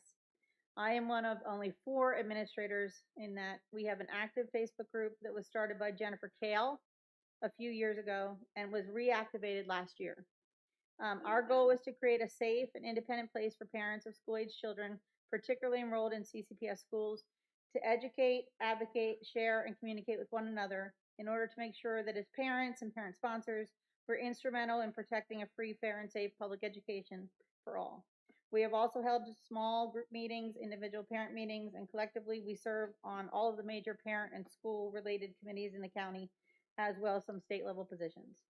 We have almost 900 parents on our board, which means we have close to probably 1,800 residents represented. Prior to tonight, as a group and as individuals, we have come here before you to speak up in favor of higher pay for the teachers, and truthfully, nothing will ever change that position. However, we also, as an independent group, want to call attention to some of the most recent and continuing issues we as a parent group are dealing with and are notified from our group members since school started this year. Before you think otherwise, we have and will continue to raise these same concerns with our school board, but because you're the county administrators, you can publicly call the school board out and demand accountability and transparency. Issues such as administrators stepping over professional boundaries to call private citizens directly once complaints, gripes, or issues are made, particularly on a private parent group such as ours, where there's an opportunity for anonymity. It has gotten so bad that we have now stressed anonymity because parents feel threatened and harassed by this behavior. Academically, students and teachers are suffering from understaffed classes, particularly in the pre-K and special education areas that are at critical levels. This needs to be reexamined this school year. It's not something that can wait. Yet we have yet to see a huge specific call to action for extra volunteers, aides, paras, or additional directed hires in those elementary areas. Issues still exist this year despite all of our combined efforts for transparency, despite our meeting with Dr. Kaverick, particularly when it comes to incident reporting, fight reports, and individual students feeling harassed and belittled and stressed. The culture is slowly changing, but not fast enough. When the offending adults are not held accountable, how in the world can we expect our children and students to model behavior more becoming? It's time for a breakthrough year. It's time that we as a community, you as leaders, with your work session with the school board, truly look both in and out for solutions. Independently, we as parents will not be silenced. We are collectively forming a voice. We will continue to, one that can be supportive and critical thinkers as well. When the same issue is reported over and over again, we don't think that's a unique situation. We're going to continue to come to you. We hope you recognize the power of our voice. Thank you. Thank you. Is there anyone else who would like to speak as part of public comments? Anyone else who would like to speak as part of public comments? Yes, ma'am. Good evening, Mary Hodge, Bowling Green District. Good evening. Well, I've had a long day and wasn't going to say anything, but I was quite surprised. I feel like it's the board's new trend to make a vote and then come back and change it. I was quite surprised tonight that, well, the past 2 months, the Belmont North proffers had been denied. Well, it was a 3-3 vote, which I think that means it doesn't pass. And then last month, again, it was a 3-3 tie. I was just surprised to see it come back again. I thought it died after the 2 votes. Anyway, that's my only comment. Thank you very much. Thank you. Is there anyone else who would like to speak as part of public comment? Anyone else who would like to speak as part of public comment? Anyone else? Hearing none. Public comments declared closed. Public hearings, the board has 3. The first one is text amendment 11-2023, which is an ordinance to amend the zoning ordinance of Caroline County for highway corridor overlay district boundaries. Mr. Hughes.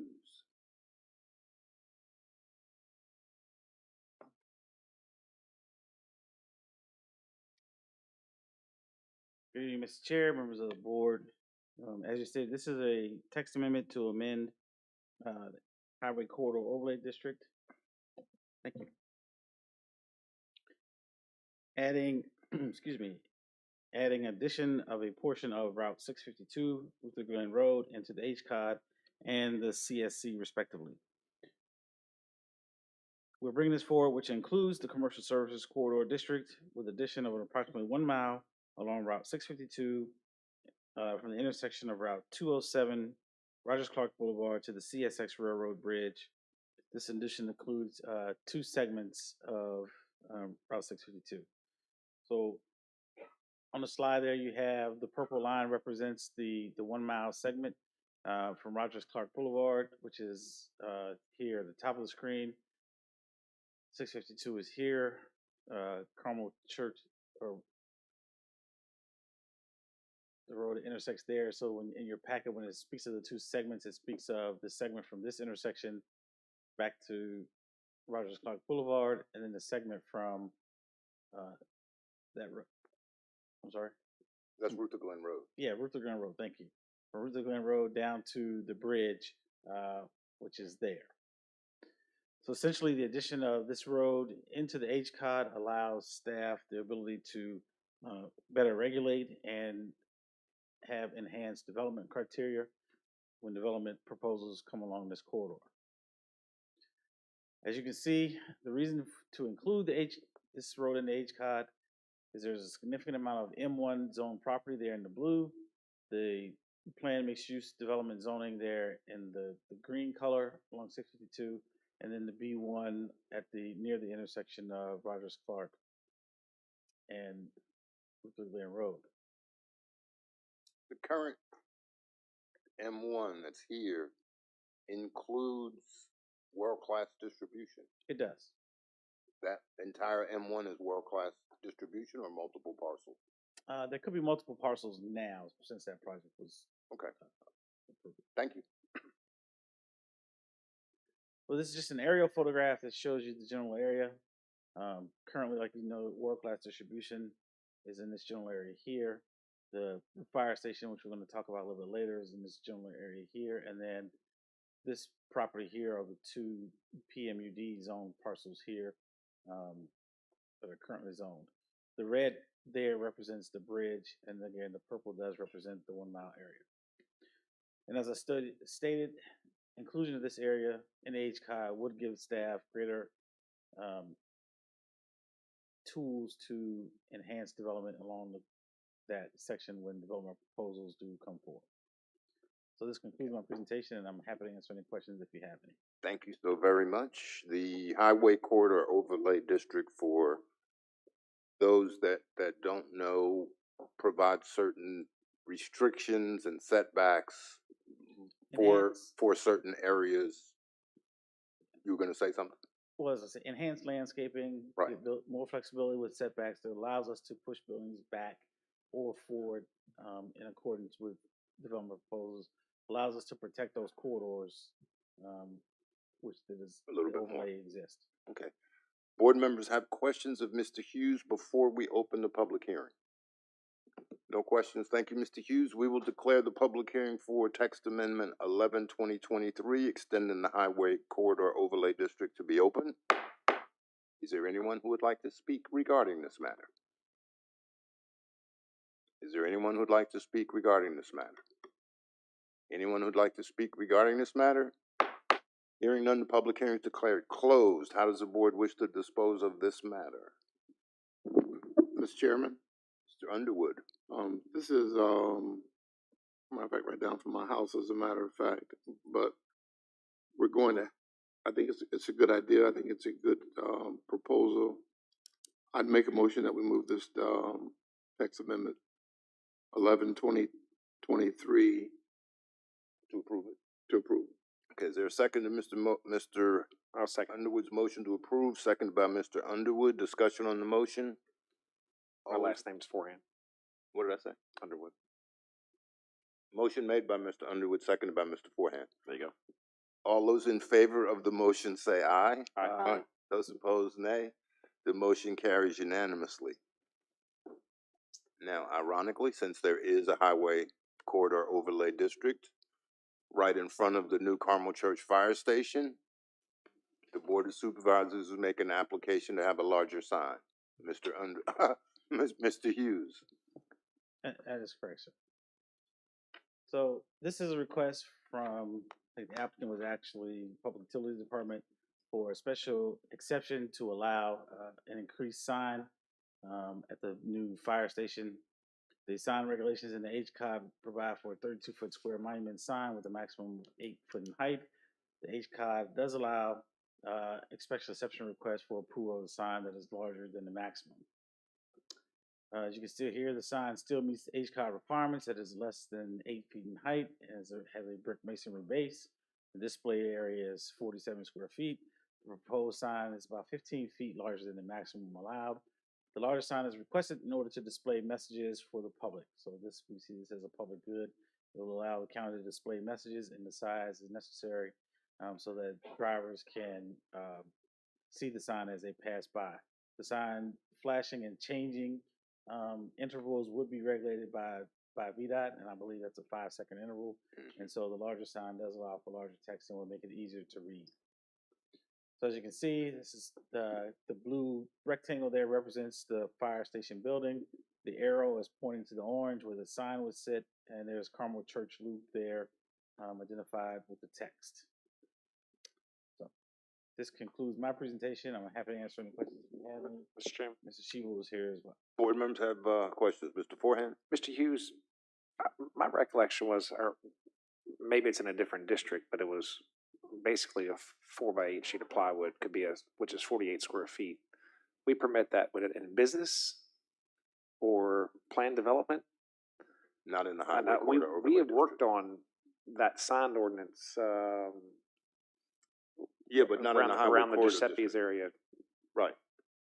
And I was thinking it was 48 square feet, and here goes Mr. Kelly. It was, oh, never mind, something else. So it's just this business district that it's a smaller sign. Well, it's in the HCOD. It's the HCOD requirement that is requiring the smaller sign. Right. But if they were in a business district, 48 square feet would be fine. Right. Thank you. This is the highway corridor overlay district, which makes signage and setbacks a little more restricted. That is correct, sir. So that's a reason. Any other questions of Mr. Hughes? Thank you, Mr. Hughes. We will declare the public hearing for special exception 0623 to be open. Is there anyone who would like to speak regarding this matter? Anyone who would like to speak regarding this matter? Anyone who would like to speak regarding this matter? Hearing none, the public hearing is declared closed. How does the board wish to dispose of this matter? Is there a motion to approve the Mr. special Chairman, exception? I'd make a motion that we approve special exception 06-2023. Second. Motion has been made by Mr. Underwood, seconded by Mrs. Long to approve special exception 06-2023. All those in favor say aye. Aye. All those opposed, nay. Motion carries unanimously. Agenda item number 6 is the proposed 2023 comprehensive plan amendment, an amendment to include the Mattamy growth area. Mr. Hughes.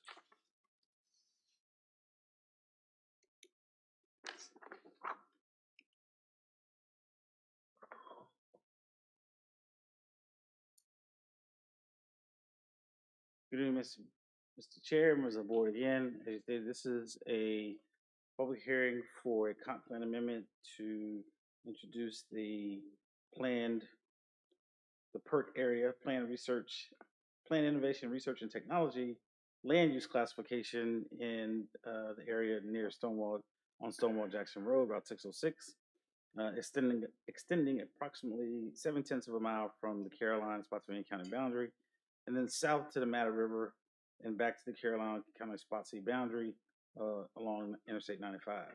The proposed growth area is comprised of 12 parcels totaling 1,385 acres. This amendment is in support of potential data center and industrial development in this area. Public and water and sewer will be provided to this area in conjunction with Spotsylvania County. So as noted, as you can see on the screen, this is the area outlined in red. The areas in the dotted is identified as a future planned industrial area. The parcels in the red outside of the dotted also will be subject of a rezoning application absent of these two parcels here, which are south of the river. Those two would not be included in the proposed zoning application. The river runs along this boundary here.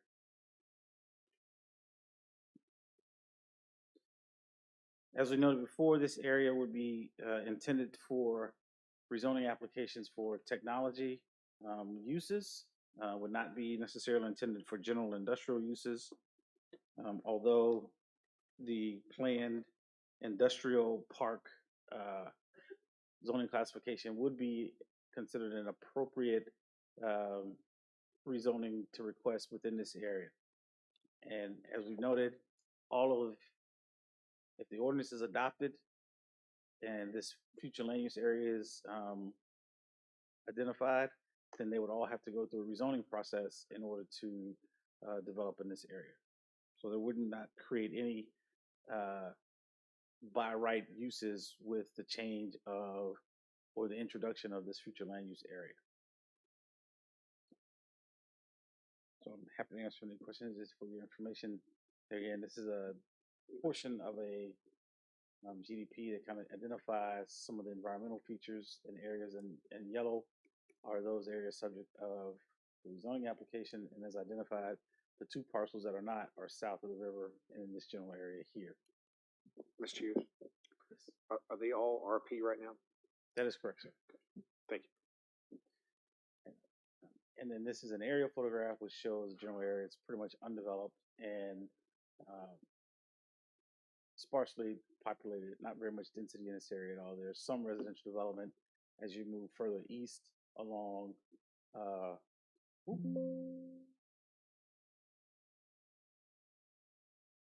That's Stonewall Jackson. along Stonewall Jackson, yes. Yeah, so Stonewall Jackson is here, 606. This is the county boundary here. And there again, this is the future land use map. You can see this area is identified for agricultural preservation. The red dot on the area essentially is kind of the area where this perk is proposed. So that concludes my presentation, and I'm happy to answer any questions if you have. Thank you again, Mr. Hughes. Are there any questions of Mr. Hughes before we open the public hearing for the comprehensive plan amendment? No questions. Thank you, Mr. Hughes. We will declare the proposed comprehensive or the public hearing for the proposed 2023 comprehensive plan amendment to be open. Is there anyone who would like to speak regarding this matter?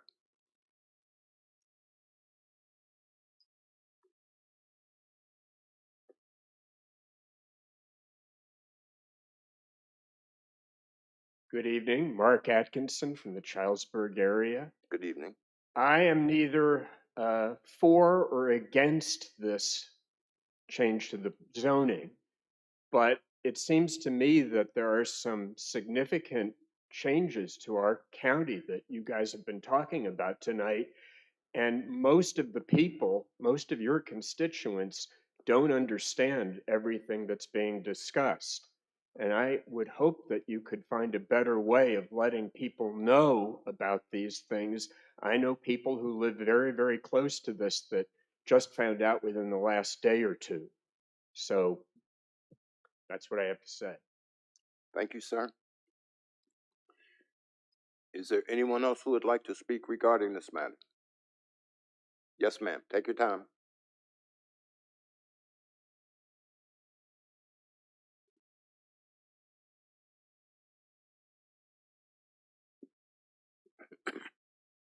Yes, ma'am. Amanda Dyson again, Reedy Church District.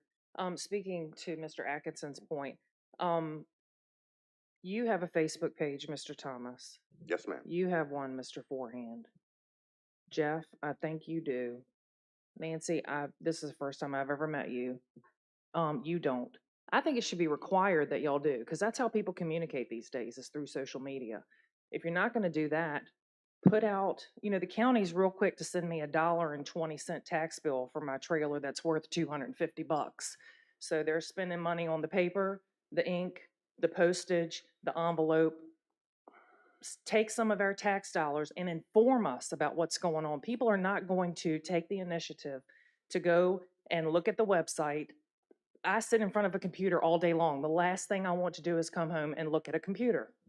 So help us understand what's going on so that we can stay informed. That is how we work together as a community and we stay as a community. I have lived in Caroline County for almost 50 years. Help us help you. Help you help us. Let's work together. Really, we need to have better communication. Nobody knows what's going on. Like I said, Kevin, if I hadn't seen Kevin's post, I wouldn't know what's going on because I don't want to look at the county website when I get home from work. So please talk to your constituents. Please. Before you go, Yes, sir. this is totally out of order. Do you subscribe to Caroline Alert?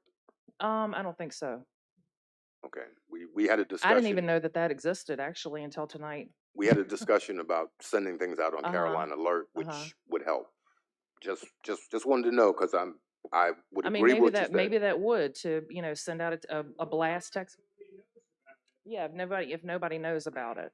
Okay. So Thank you. maybe do a mailer, send something out, spend some of our tax dollars to inform us, so that we know where our tax dollars are going. Thank you, ma'am. Thank you. Is there anyone else who would like to speak regarding the proposed comp plan amendment? Hi again, Kevin Collins, Reedy Church District. Hello again. Have you ever wondered why we keep discussing this planned innovation, research, and technology designation when we don't even have a clear understanding of what is allowed and what isn't?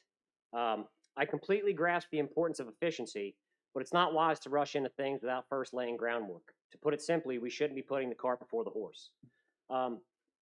This PIRT has been talked about and discussed ad nauseum for the last few weeks. Our own planning department doesn't seem to even grasp or understand what's in it when asked simple questions from the board. That tells me this document is not ready for any sort of a public hearing or any sort of final changes. It needs to be sent back and redone. I work for a large organization and I do data research and data review, utilizing data centers, funny enough. And it's just such a sloppy document to be sitting up here and making huge, huge changes to our comprehensive plan based on it. We've now designated a PIRT east of Carmel Church. We don't even know what can go in it yet because the PERT hasn't been defined. I mean, it makes sense to do things in a fashion where you first study it, lay everything out. I understand you're going through this process now. The feedback is great. 95-foot tall buildings. I'm not sure if you guys even understand. Fredericksburg's tallest building is 7 stories. So Caroline County is going to have a 95-foot, 9.5-story building, possibly sitting along the Mattaponi or the North Anna, and you're paddling down and you can see it. I know what this causes. I'm from Northeast Pennsylvania. They put a giant grain silo, and you can see that thing from everywhere, and it's about 105 feet tall. And that's in the Pocono Mountains, not flat, rolling hill, rural Caroline County, where you're going to see it from a mile away. Again, the PIRT should be so rock solid and clearly defined before you use broad brushstrokes to just paint the county with planned innovation, research, and technology. It doesn't make sense. You wouldn't build a house without blueprints. Why would you designate all of these areas without a solid common foundation in this PERT plan? It doesn't make sense. And again, I'm going to use my last 30 seconds. You started this meeting off talking about transparency and how we need to be more transparent. To speak with Mary Hodges' point, the Belmont proffers ended in a 3-3 tie. We want to change them and bring them back. No one's aware of that. The people that had spoken against it or may have spoken against it didn't know it was going to be put on the meeting tonight. It should be against the law to do that. People should be informed. That should be sent to the next meeting. Again, a public message. Hey, we had a vote taken. Here's what it is. Not just jam it on the agenda for tonight. Thank you. Thank you, sir.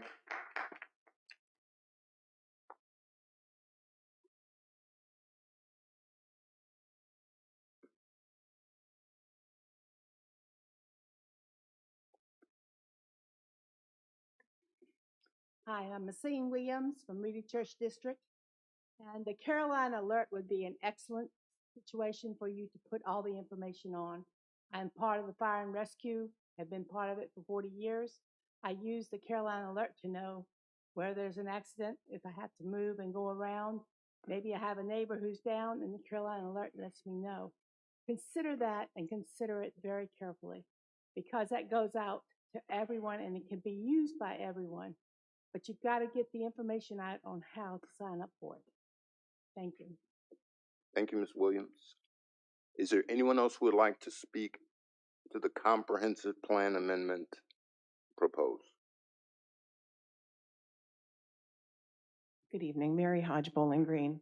And just to reiterate what people are saying, I do get a news subscription, and I kind of find fault with people that they have a million TV and movie subscriptions, but yet they can't spring the $10 a month to get the local paper. So I do see the public notices. But about the, I can't call it Mattamead, because Meadow, it's not going to be a Meadow, it's going to be an Amazon data center. So I'll call it the Oric property. It is in my neck of the woods, and it is on the Matta River, which flows into the Mattaponi, and that's a clean river. And I hate the term mitigation, but I can just foresee all the mitigation that will be occurring for the wetlands and the river that flows through there. I just hope that, I'd like to reiterate what Mr. Collins said about the PERT. You don't even have it defined, but yet we're zoning for a PERT designation. So I do feel like it's a situation of the cart before the horse.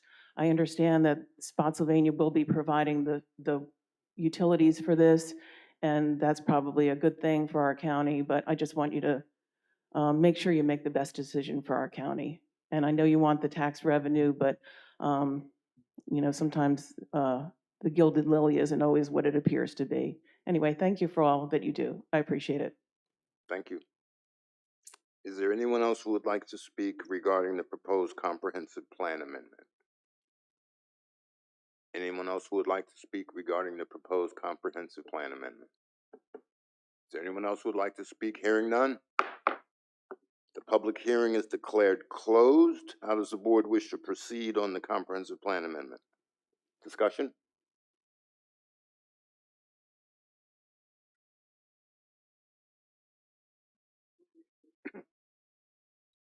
Yes. Mr. Chairman, I move that we move forward with approving the comprehensive plan amendment as presented to the Oric Farm.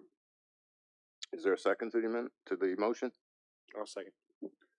Motion is made by Mrs. Long to proceed with the proposed comprehensive plan amendment, seconded by Mr. Forehand. Discussion on the motion? Mr. Chairman, I do have some discussion. Mr. Underwood. 3 years ago, I believe Mr. Black and I met to discuss this very project 3 years ago. At the time we started discussing it, there was a non-disclosure that we could not discuss what we were, and we agreed that was the best, that was legally we were obligated to follow. So it wasn't that we were not disclosing, but we were on a legal bind. This is 3 years ago. Legally binding that we could not discuss it. What we were trying to do on the northern border with Spotsylvania County. Once we were able to discuss it, like this was 3 years ago. We have been having the discussion as a board, looking at regulations regarding the pros and cons of data centers, where the utilities come from, what's the financial impact, both positive and negative, what are some of the offsets. This is not a decision that we're making in a month or a week or not even a year. This is 3 years, but we could not say nor put out information because we were under a non-disclosure. We can send out information about a data center, what a data center is, but that's my only comment, Mr. Chairman. Thank you, Mr. Underwood. I had a comment similar to that, and I'll just add it quickly. I met with those same people at the beginning of this year, and Caroline, most people in Caroline knew we were talking about Amazon before we were allowed to talk about Amazon. So it has been out there. We are gonna do better as far as our Caroline alert. I'm gonna ask Mr. Cully to come up when we finish this, or Chief Loftus to explain how to sign up for Caroline alert to make sure that's out on the record, and maybe we'll put that in all of the tax bills that go out in, November, to make sure folks at least know where it is, know how to sign up for it. Any other discussion on the motion? The motion again was made by Mrs. Long, seconded by Mr. Forehand to approve the comprehensive plan amendment. All in favor, say aye. Aye. All opposed, nay. The motion carries unanimously. Chief Loftus, may I impose upon you for a second? This is not an agenda item.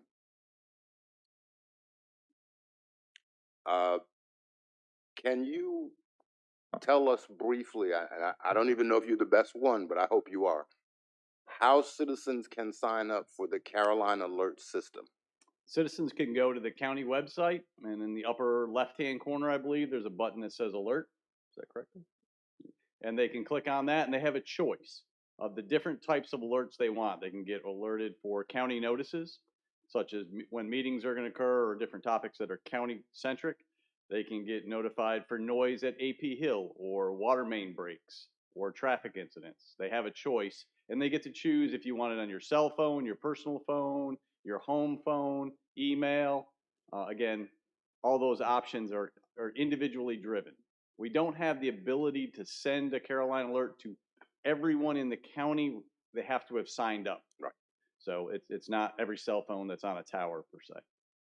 Right, we do get, that's a different system. That's a different system. But we It's do get the iPods. severe thunderstorm alerts and weather warnings that comes from somewhere else, I guess the Verizons and the AT&Ts of the world, right? Right. There is a system called iPause that we can push one out, but Okay. that's a whole separate system. But folks need to go to the county website to sign up for that. Okay. Thank you very much, Yes, sir. Mr. Cully, I'm gonna ask if you and staff can make sure that we use Carolina Alert for county alerts to make sure we let people know what's going on, let people know what's happening. One just point of fact, right now, there's 3,252 people signed up for county notices. Out of 3,200 out of 30,000 people. Correct. That's okay. Pretty low percent. And you can sign up using your cell phone. Absolutely. Because it's a website and most people have smartphones, so they could sign up with. Yes. All right, thank you, sir. All right. Mr. Thomas? Yes, sir. About 7,000 of those are children under 18, so it's not a bad ratio. 7,000 of the 30,000 Of people. that 30,000. Yes. Yeah. But still, that's 10% of the population. And that's something we need since we don't have a local paper, and we don't get represented from any other papers. All right, thank you, gentlemen, for that. Agenda item number 7, we took care of. Agenda item number 8, we discussed a possible formation of a transportation committee. And I think at this point in time, it's just a yes or no if board members would like to have a transportation committee. And yes, we're all saying yes. Okay. No, and that may be something to add. Mrs. Long said we may or may not need a school representative, but we do have a fleet of school buses, so it might not be a bad idea. So we would like to do that. And one of the things that I wanted the board to look at, based on the transportation work session we had, there are projects that we need to start thinking about, discussing, and I'd ask board members to pick any 3 roads in the county that they thought were really critical. Mine, of course, was Dry Bridge Road. My recollection was this was not only roadway improvements, but it was improvements to VDOT property. Yes. And that could, and for example, one of the things I would like done is the deep ditch at exit 104 that is not maintained but twice a year, to have some way of rainwater, stormwater method and flatten that out so it actually doesn't look like an eyesore for 10 months of the year. That would be, and again, my thoughts would be one of those projects that we would add to the list that we would consider. If, yeah, I think we can have as many as we want. What we'll have to do is go through and prioritize those. So it's a big thing. If I could ask the board to do this, I'll send a reminder email tomorrow to each board member, copy Mr. Cully, and you could just send Mr. Cully the 3 roads you think are most important, and then we'll compile that list and start prioritizing and give those to Transportation Committee to look at. So we'll try to have a representative from each district. Highways too. Anything related to transportation, and we're going to ask staff if they could get us a representative from the school board too, and then we'll go from there. You have a question? School board's got a lot of bus drivers, so I think it's important to include bus drivers. They could have the transportation director. Yeah, I understand that. That's okay. All right, so we'll look forward to try to make appointments for the Transportation Committee in the next couple of meetings so we can get them started and maybe start the next year off in good shape. All right, agenda item number 8A is the Belmont North Woodlawn rezoning. And Mr. McKenzie informed us before, according to Robert's Rules of Order, any vote that the board makes can be reconsidered at the next board meeting. And Mrs. Long made the motion to reconsider, so we placed it on the agenda. Mr. Thomas, and I did hear comments and understand, and if the board, if it's allowed, if you want to put this for next meeting, that's fine, but the rules and regulations say it had to be brought back tonight. And this is something I have never done before. And I will confess that last month's meeting was a really hard one for me. I had had an extremely hard week. I had had a husband who had had some major surgery and a daughter-in-law in the hospital. I got my packet at 9 and spent 2 days in the hospital. I had questions that I did not have the ability to get answers to that were important to me before I decided on this vote. And I was told by, I'll never forget this, I was told by a history teacher in high school when we were discussing voting. And he said, if you're not sure, you always vote no, because if it's worthwhile, it'll come back. So when it came to this topic at our last meeting, I voted no because I just didn't feel I had all the information I needed to make a vote for the positive, because I had these blanks. I've been on this board for 2 terms now, and it wasn't until recently we started having issues with ties. I totally agree. My recommendation is if we have a tie vote, that the topic automatically goes to our next meeting. That gives us 2 weeks to study, talk about it with staff and among ourselves, so that we are prepared to come back and talk about that tie vote. But that is something the board will take up at another time. It is an issue. Haven't run into it a lot in the past, but we're doing a lot lately.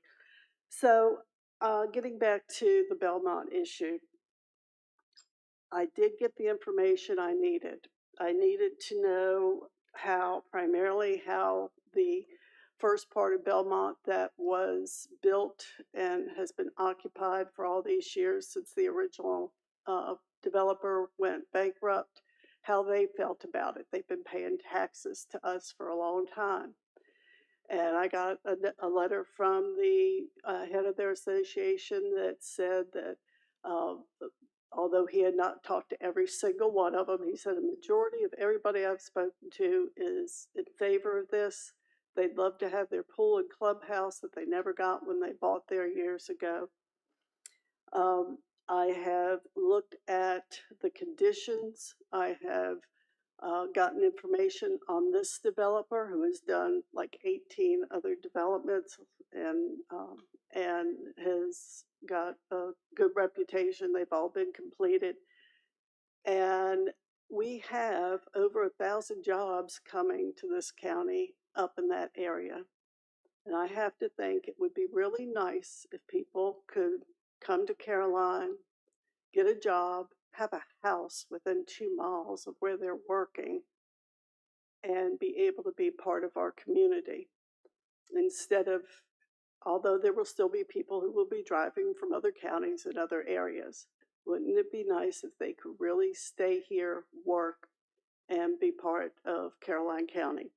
So with all that making me feel a lot better about making a wise decision, it would be my motion to, or my desire to move forward with the RZ 012023, which is the continuation of the Belmont project. So that's your motion to approve Is the that good? Belmont rezone? Is that good enough? That's it. Is there a second to her motion? Second. Yes, With the prompt. thank you. Excuse me, Mr. Hughes, if you would, please. You have gone over the proffers over and over again. The proffers you gave us 2 weeks ago are the proffers that are what's being considered as of the public hearing and the changes made last, That's right? correct. I believe they were dated September 12th. They were dated the 12th. They were, yeah, the 12th, because they were dated for our last meeting with the addition. The only change at our last meeting was additional funding provided for public safety. Yeah, $1 million versus 819. 800 and change. Right. That was the only difference. One other question that was there, you did a great job putting time requirements on the amenities. So in 2 years, if those amenities are not started, there will not be any more building permits That's correct. because they would not be they would be in violation of the actual. It is 2 years property. for the 300th building permit. Correct. Okay. It's 2 years. If they do 300 before 2 years, then they could do it, but they're not going to do that. They probably won't. Okay. My recollection, it was a lower number than 300. I was thinking 150. I was thinking 150 as well. Mm-hmm. I thought they lowered it because it was actually a selling point for. And I didn't bring last meeting's packet because I didn't realize this was coming. I do. The lawyers got this. They'll find it. We just want to make sure we're all clear.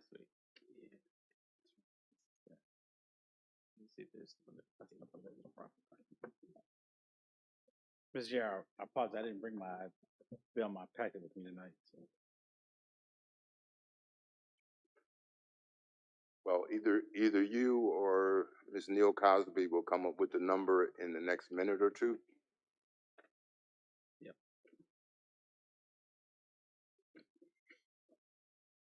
In 2 years.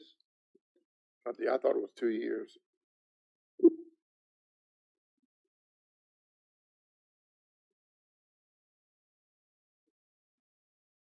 So it was on or before the issuance of the 150th building permit for the project. The applicant shall commence construction of the community clubhouse, outdoor swimming pool, 2 tennis courts, volleyball court, and multi-purpose bar. Yes. On or before the 150th unit. Okay.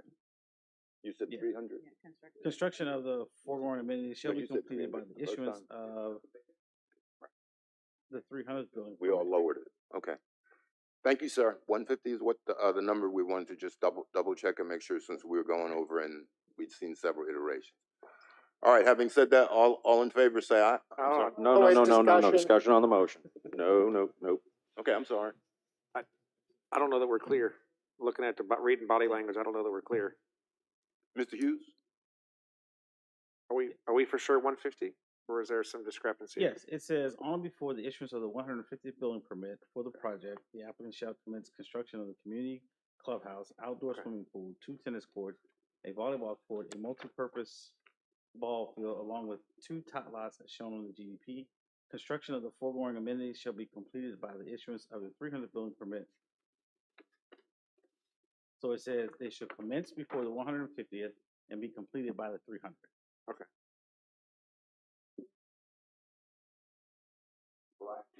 Yeah, I just, what I'd really like to discuss is more not necessarily about this. I had asked that this go back to the planning commission, and that was at the time not seen as an option by the applicant, and seemed kind of rushed to me, and I was not necessarily opposed to it. As soon as the applicant said no to going back to the planning commission, that was an automatic no vote for me. So I was very much willing to, I have voted for the Bridlewood subdivision. I voted for, obviously they're, being able to actually add density to that because it was going to make it safer.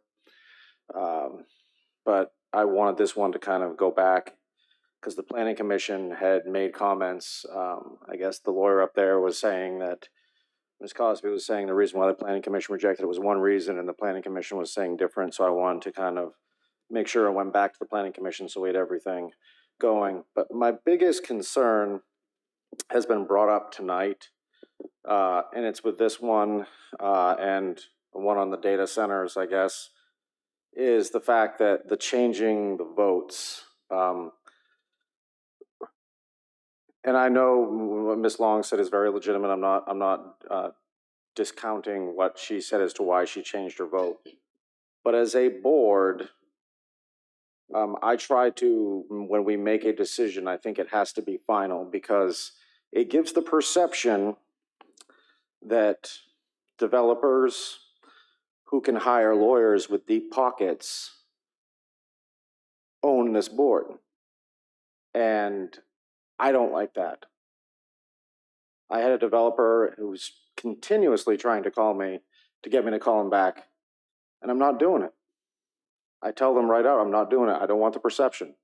I don't want the perception. I want to look at both sides fairly before I make a decision. And when I make a decision, that's going to be final. And just because I don't meet with a developer doesn't mean I don't really appreciate what they're trying to do. But I think as this board, when we make a vote, a lot of the stuff that's happening now, a lot of the criticism that we don't put information out. I think we do put information out. However, I think that is being fed by the fact that we're changing on votes and what is happening all of a sudden to change your vote. Why are votes all of a sudden being changed? It gives the perception that something on this board is not on the uptake. And it only seems to happen when we have lawyers in front of us that have very deep pockets. Because I can't remember, I mean, in both these instances, there's representation that I'm sure is not cheap. And so I think as a board, we need to be very, very cautious that when we go to vote on something, we should vote on it and not have to change our mind. Yes, if we lose, you lose. You're on the losing side, you're on the losing side. Okay, in different instances, like I'm always going to try to take on something on a case-by-case basis. Solar, I think there's people out there that were perceiving, I got thank you notes for voting on solar. Not voting on solar, I wanted certain solar projects. I wasn't anti-solar. Okay, there are certain ones that I wanted and certain ones I didn't. Data centers, there's going to be certain ones I vote on and there's going to be certain ones that I don't. But I will tell you this, that when I vote on it, I'm not going to change my mind. I'm going to get all the information. I'm not going to change my mind because it gives the perception among the public that we're doing something underhanded. And when I come into a meeting tonight, and I thought this thing was dead because we've always said 3-3 tie. I didn't know this was coming back up. I had no idea coming to the meeting tonight. It's not on the agenda. I had no idea this was coming back up tonight. Wasn't informed about it. I don't have anything from my previous board packet on it. The writing's on the wall how this is going to go. We all know how it's going to go. Okay? But I think as a board, we need to be very careful when we make a vote. If we want to delay it, deny it, whatever the case may be, put it off for weeks, that's fine, so we can get the information that we need.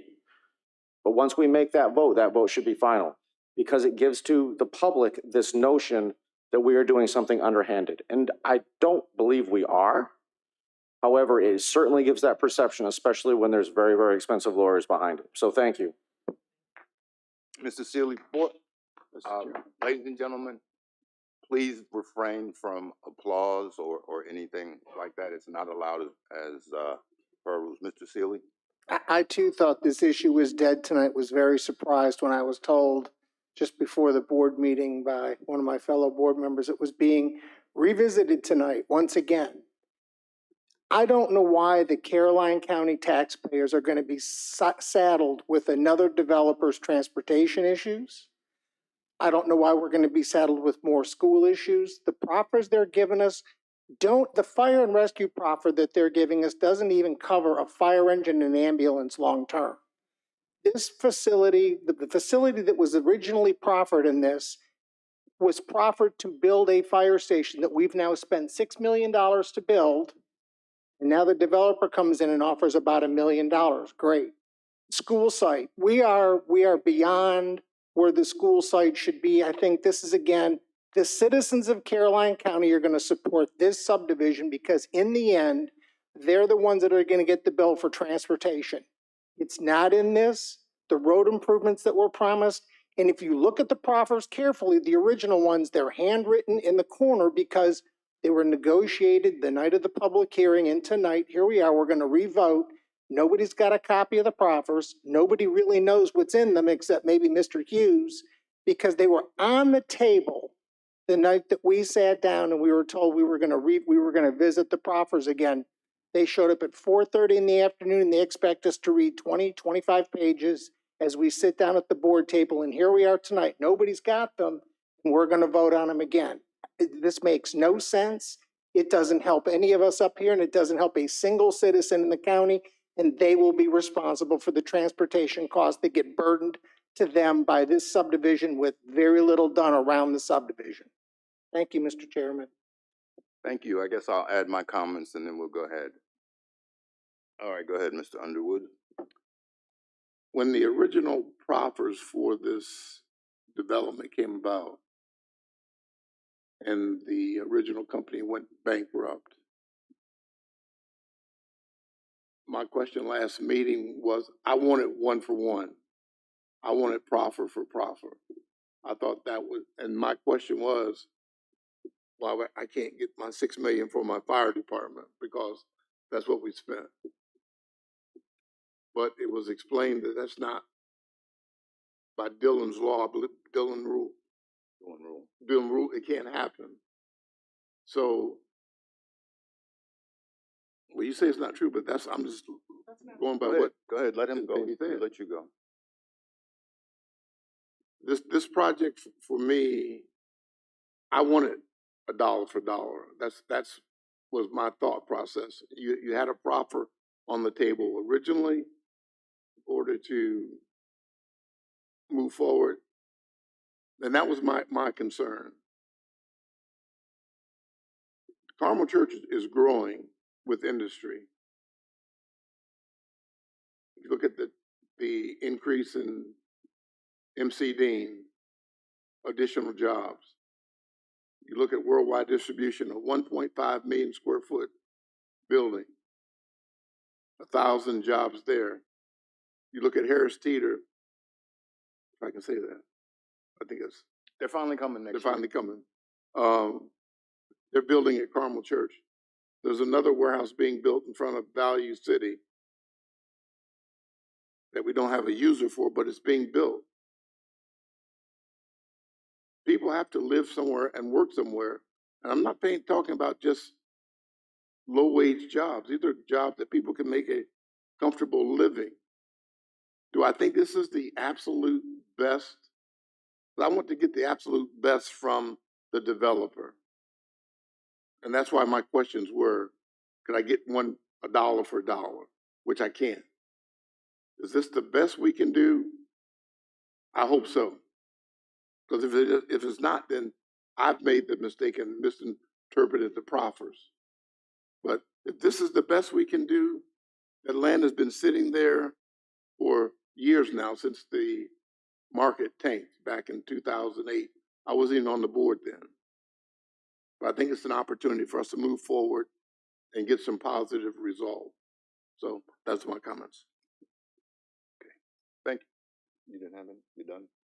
Well, I will just say that, again, if the board wants to move this to the next meeting, that is fine to give people more time to look at it. But I have gone over the proffers. I feel like this is the area that now has come. This project was approved way before I got on the board. It's just been sitting there, and these people who have been paying taxes all these years are waiting for what they were promised. We are going to need more people in Caroline. You know, we're growing, and I'd much rather have families right across from where their parents are possibly working.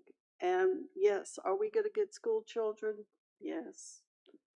But if we're going to continue to grow and we want our children's children to be here, I mean, I'm hoping one of my kids at least will come back and live in Caroline.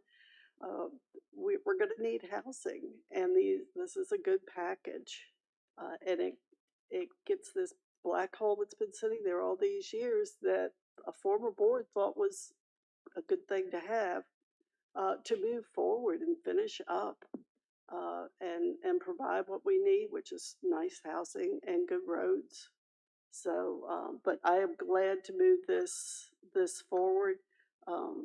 And I also think we do need to address a better, just neither a yes or no is a nothing. I think we need to have a protocol. I like the protocol of automatically moving it to the next month on a tie vote.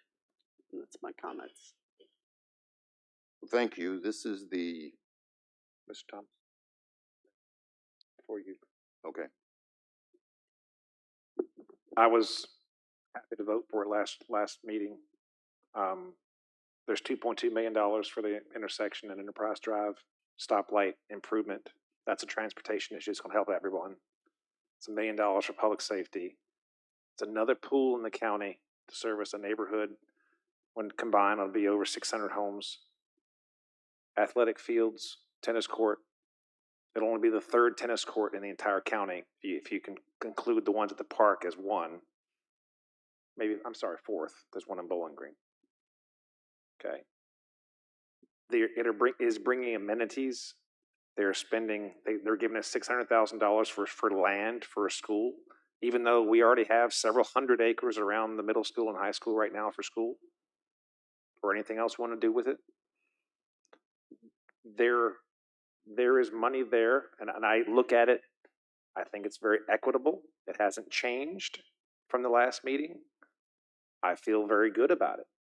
Again, it was already approved. It just had these proffers that were dated. We no longer need a fire station in Carmel Church. So they moved the money to other things, such as this intersection that they're going to spend $2.2 million on.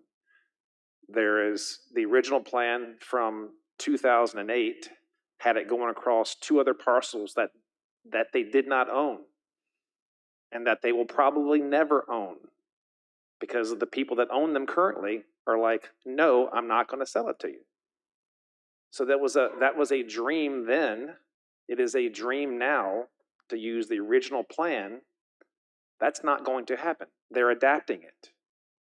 There's 3 points of access into that neighborhood. All right, which again, a good thing. It's not going to funnel traffic to one particular location. Regarding the comment about impropriety, that I bristle when I hear that, because I've received 0 pennies, never been offered a penny, nor would I ever accept a penny for any vote, any consideration, anything outside of what we do up here and what's right. The inference that just because someone has an attorney, that there's some sort of exchange or something impropriety or exchange of services or money or whatever is absurd. And for a board member or two to say that, does that mean that when you vote for something and that there's an attorney sitting out here that you got some sort of benefit from it? Because that is exactly what you just said. Okay, no more. No, No that's not. more. Not. No more. No. We've said enough, Mr. Black, you've had your turn. Perception, it may be, it's perception is Okay, everything. And now the seeds are out there and you Perception All said right, it. gentlemen, Perception is everything. Perception is everything. gentlemen, it's my turn. This is the district, or this is in the district that I represent. I don't know the developer. I've met the developer 4 or 5 times when we had meetings at Belmont, at the visitor center, constituent meetings, meetings with the HOA. I know the lawyer. I know the lawyer, and every board member knows the lawyer because the lawyer used to be the county attorney. That's the only reason why we know the lawyer. We see other lawyers that are here regularly. Just because they're here regularly doesn't mean we have a relationship. I've never had lunch or dinner with Ms. Neil Cosby. It's been all professional. I don't know anything else. I actually worked on the original proffers. Mr. Seeley was on the board when we did the original proffers. As a matter of fact, he voted against the original proffers, as good as they were. This now is the best we have, the best we're going to get out of this project. This project will, A, increase the values of all the houses in Belmont because now they have amenities they share. It will, it will also save the county on water because we have to go in there and flush the water system on a regular basis because the entire project was never completed. There are so many things in this project that are good for the county that you've all mentioned. The other one is they now have a road internal that connects to 207 and goes up to Moncure. That's gonna funnel traffic away from there. This is the best project we could get at this time. These additional houses will probably help that little parcel in front to maybe get a grocery store that all the county's been saying we want. And that the owner of that land has been trying to do, but they've been told there aren't enough rooftops. Adding these extra rooftops and this project is good for Caroline. On that note, I call the question. All in favor, say aye. Aye. All opposed, nay. Nay. Mr. Forehand, how do you vote? Aye. Mr. Forehand votes aye. Mr. Black? Nay. Mr. Black votes nay. Mr. Seeley? Nay. Mr. Seeley votes nay. Ms. Long? Aye. Ms. Long votes aye. Mr. Underwood? Mr. Underwood votes aye, and I vote aye. The motion passes 4-2. Moving to the next order of business, which is number 9, first reading, rural resort standards. Mr. Hughes. Mr. Thomas, Yes, sir. we take a short recess. We can take a short recess. How about 10 minutes? Be great. Is that enough? Mr. Hughes, you can hold on. All right.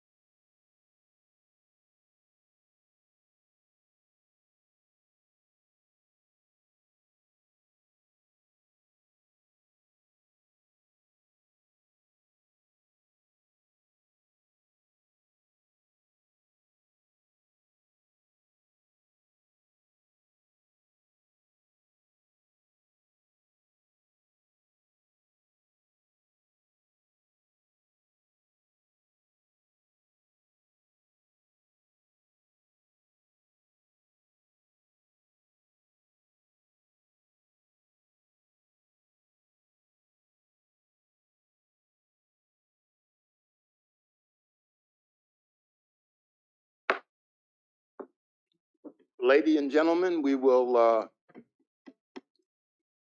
reconvene. Mr. Hughes, we had asked you to come forward and then asked you to step back. We have the first reading again of rural resorts, Section 10 Development Standards. This is agenda item number 9. Mr. Hughes? Yes. So, Mr. Chair, just a bit of history here. This amendment began as the result of an application submitted by New Earth Virginia LLC for a special exception on a parcel that did not meet the minimum acreage requirement of 200 acres. Initially, staff only proposed a change to reduce the minimum acreage needed for a special exception for a rural resort from 200 acres to 150 acres. The Planning Commission sent the proposed amendment to the board with a recommendation of approval. The board, during the initial first reading, expressed concern about the reduction in acreage and the lack of any standards for rural resorts. The matter was referred back to the Planning Commission to consider the acreage minimum and for the inclusion of additional standards for rural resorts. Based on the comments from the board and working with the Planning Commission, staff did develop revisions and presented them to the Planning Commission. Initially, the revisions included the reduction in the minimum acreage down to 150 acres. The commission reconsidered the minimum acreage requirement and voted to send this matter back to the board with a recommendation of approval with the new standards while maintaining the minimum acreage of 200 acres. So the proposed amendments that you see tonight also include a rural resort definition that clarifies that rooms in the main or principal structure may be used for lodging.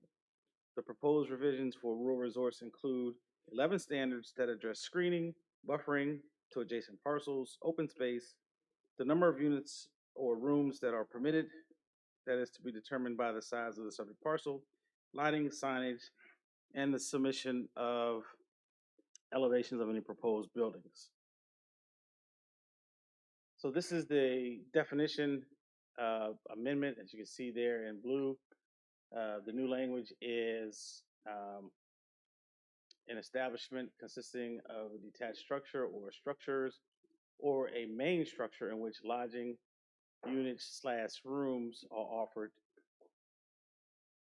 to for service.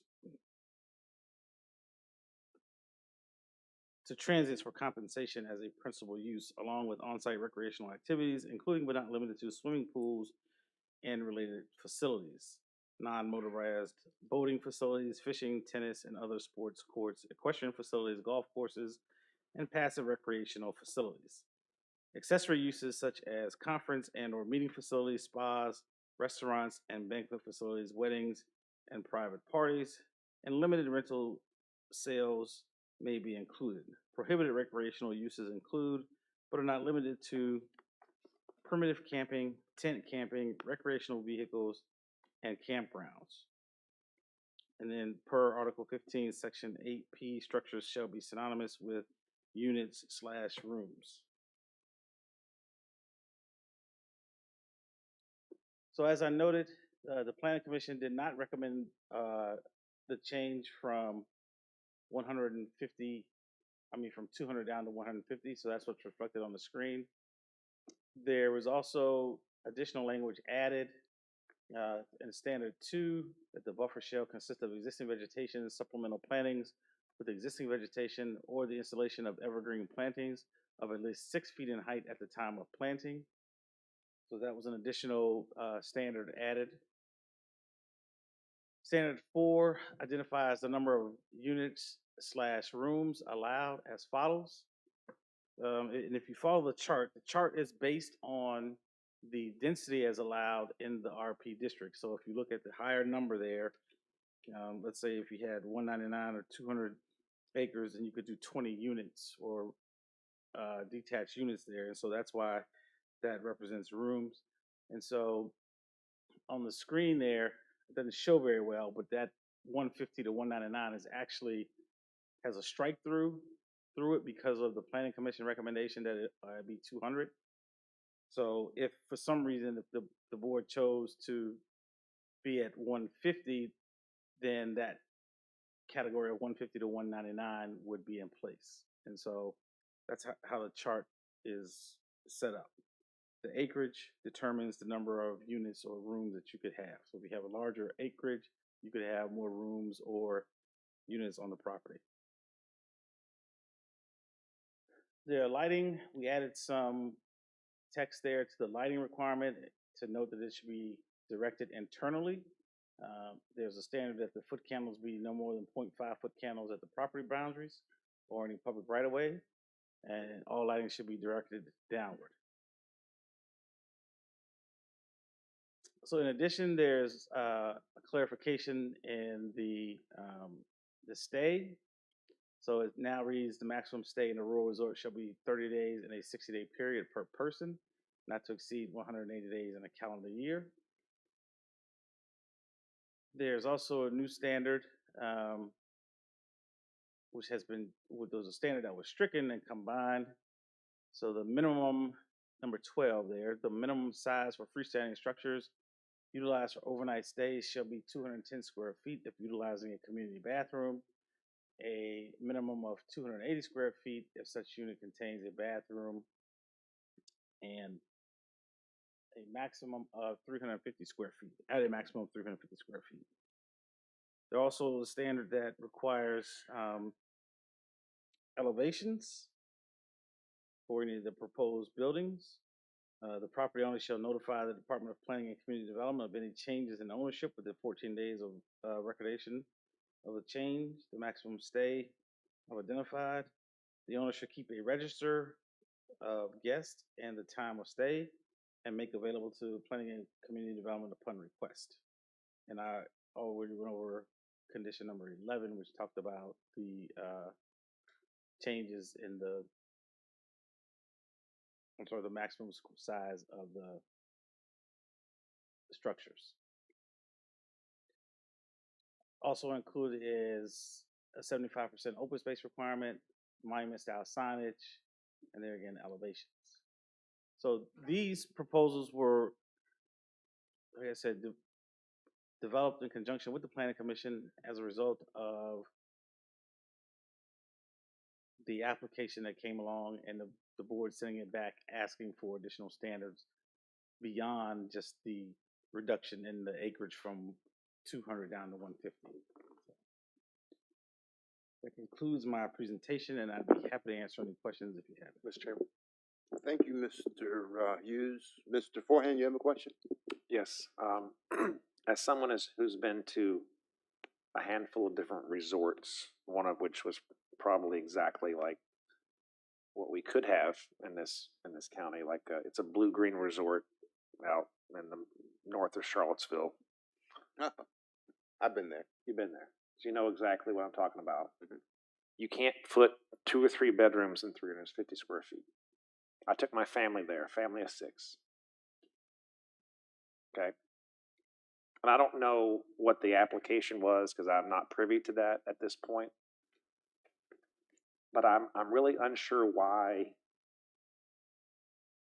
we would, if someone wanted to do a rural retreat such as that Blue Green Resort where they had, I don't know, probably 15 cabins. When I say cabin, they're probably 1,250 square feet, 3 bedrooms, and it's for the family to get away. They had a pool, they had a lake, they had some hiking trails. They used to have a golf course. What's that? They used to have a golf course. Well, when I was there, they didn't. But yeah, they don't anymore. Anyway, my point is, there's not a chance in heck something like that could be in Caroline County. And it's not because we don't have a lake or we don't have the land or we don't have somewhere that this would be absolutely beautiful. It's because we have some of the, I don't know, and it's not anyone's fault. It's just those little cabins that are 10 foot by 20 foot wide, they're too small, that are at a lot of campgrounds. They're too small because they're 200 square feet. And yet I can't cram my family of 6, and I don't want to cram my family of 6 into 350 square feet. So is this a couples retreat that we're specifying? I guess, I don't know, I struggle with, we can have something really nice in this county. We have some beautiful places. And we're saying, all right, it needs to be on 200 acres. That's fine. But let them build something nice. Let him finish. I'm done. Thank you. Do you have something to say? You know, this whole application came to us 4 months or 5 months ago. There was a complete package. I read the entire package. I talked to Mr. Underwood about this package in detail. It was in Mr. Thomas's district. If everybody would read what was in the board packet and see what they were proposing, what they really wanted was an overnight stay for a whole lot of people. I talked to the planning commission members about it. They initially only did it because they were told that, 150 acres is what the request was. It was not an elaborate facility. It was sort of low budget. Nobody's come to us with a high budget, this is what we want to do kind of project. But I read all of that, and I'm the one that made all the comments, and everybody was sitting here. So I'm at a loss because here we are tonight, and I was for moving this back to 200 acres, 25 units that are small, so that we don't end up with something that we can't manage. I have 2 facilities in my district that have been in flux over the years. And do we want to manage something like that again? That's the question. If somebody wants to come bring us a nice facility, the planning commission will be more than glad to hear it. And it needs to be on acreage that will be sufficient and not someplace where there's housing all around it and this happens to be 150 acres behind it that was really not going to facilitate anything that was going to grow into something else. But I asked for the changes, everybody agreed, and I asked for them for a reason because I read the entire package that was there. And Mr. Hughes and I had this discussion. If somebody wants to come with a package like that, let them come. But what was brought to us and what was in it was just somebody who said, I got 150 acres and I want to do that. So you have to let me. And I was like, it's not going to help us. And those are my comments, but I think that this is a good starting place. If somebody wants to do something much more sophisticated, let them bring it to us. Mr. Hughes, I don't, as Mr. Seeley referenced, there is an applicant in the Mattapanai district, and I think I had to ask you when we were talking about this where it was.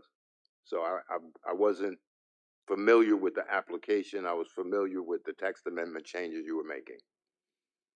My question is, if I have 150 acres and I would like to create a nice rural resort, but I don't meet the minimum acreage standards, what could I do? Could I apply for a special exception to say waive the minimum acreage because I'm building something really nice, as Mr. Forehand referenced? Or do I just say I can't do it because the rules are 200 acres? You wouldn't be able to apply because the rules would be 200 acres. So there's no special exception, there's no waiver, there's nothing you could do, period. This, at 200 acres, you still have to have a special exception. This is not a by right use, so you would still have to have a special exception. There is no provision for an alternative standard. So the application you have working its way through the process is a special exception application. That is We're creating a policy. Say what? My comments are we're creating a policy, and this serves as a gate. Right. And I guess that the application specifically aside, I'm looking at future. If somebody wanted to bring a blue-green resort to Caroline County or something like it, that this would be the gate that they would first encounter, and that was the basis of my comments. Actually. Right. And what I'm trying to figure along the same line of thought that you brought up, if there is a good project, but they only have 150 acres, they can't come. is basically what you're saying. There's no alternative, no special exception, no chance to say this is something different. Please consider this. That's correct. Okay. Mr. Underwood, you had a question? Yeah, Mr. Hughes, the text amendment, first reading that we talked about, this is the first time you've had this definition, correct? This No. is the first time this definition has been before you all. That's Right. correct. Yes. And the reason you're bringing it before us is because there's an application. And we didn't have a definition. Is that correct? No, we had Well, a help me. definition. We had a definition. The application, the property did not meet the minimum standard. Right. So the staff at the time brought forward to the planning commission a text amendment to reduce the acreage to 150 acres to accommodate the application that is in process. Right. When we originally looked at this, there were some changes that I think we need to make, and we made those. My concern is that Mr. Thomas is saying that if there is a 100-acre property somewhere, I don't know, they cannot apply because they don't meet the standard, correct?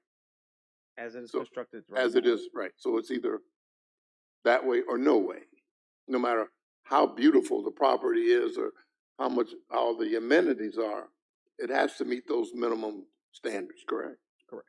Okay. I think that's kind of the dilemma an applicant would be in. I've got 175 acres. It's gorgeous property. I'm going to build, great cabins that are big enough for a family of 6 or 8. And I come to the planning director and I say, hey, I got this great project. It's 175 acres. And you say, have a nice day. You can't do it. Or do you come back with the same process and say, would the board consider a text amendment to allow 175 acres? Right? That's what you would do as the planning director because that's your job. They couldn't apply. You don't have to answer that. That's fine. That's fine. You don't have to answer that. But that's what could happen. That's what could happen. So, all right. Mr. Thomas, the other thing that could happen is the board could write in a provision that, the board could consider an alternative. But based on each individual application. Yeah. But then I have to pay my lawyer a lot of money to make sure I don't differentiate one application from another. Right? You don't have to answer that either. Okay. How does the board wish to proceed? Does the board wish to just say, no, we're not going to go to public hearing? Does the board wish to go to public hearing as it is? Send it back to the planning commission? There are many options. Mrs. Long, you haven't said anything yet. Well, my concern is how do you police, they're gone. How do you police these? And that's a lot of acreage. We only have certain staff. How do you know how many people are staying there for how long? And you know what area in my district I'm thinking about. And how do you know what activities are going on or if things are being recorded accurately? Do they have 20 people staying overnight, but we're only collecting for taxes for 10? That's a lot of area to cover. I just need somebody to explain to me how you would control it. So within the standards, there's a standard that says the owner shall keep a register of guests and time of stay and make available to the planning department upon request. How big is what? So would this type of facility work under the same regulations as like a hotel, motel, as far as occupancy tax and that type of thing? So that is why there's the 30-day limit imposed upon the stays, and and they can't be consecutive. So because once you reach the 31st day, then the laws kind of change, and then you become a potential tenant. And then there's all sorts of other state regulations that then apply then. But I think you know, if it's a facility such as Mr. Forehand described, or someone who is, you know, planning to do corporate retreats or allow people to come and stay, I mean, I don't see those as being a problem. I mean, I'm thinking about the, you know, the 15 little, you know, 20 by 10 cabins stuck out in the middle of the nowhere that nobody knows if they're there or not, or who's staying in them for how long. That's, well, And then it's a planning issue of, the applicant's you've gonna been there have to have 31 building days. permits for those facilities. Was that an accident? Yes. All right, what's the board wish to do?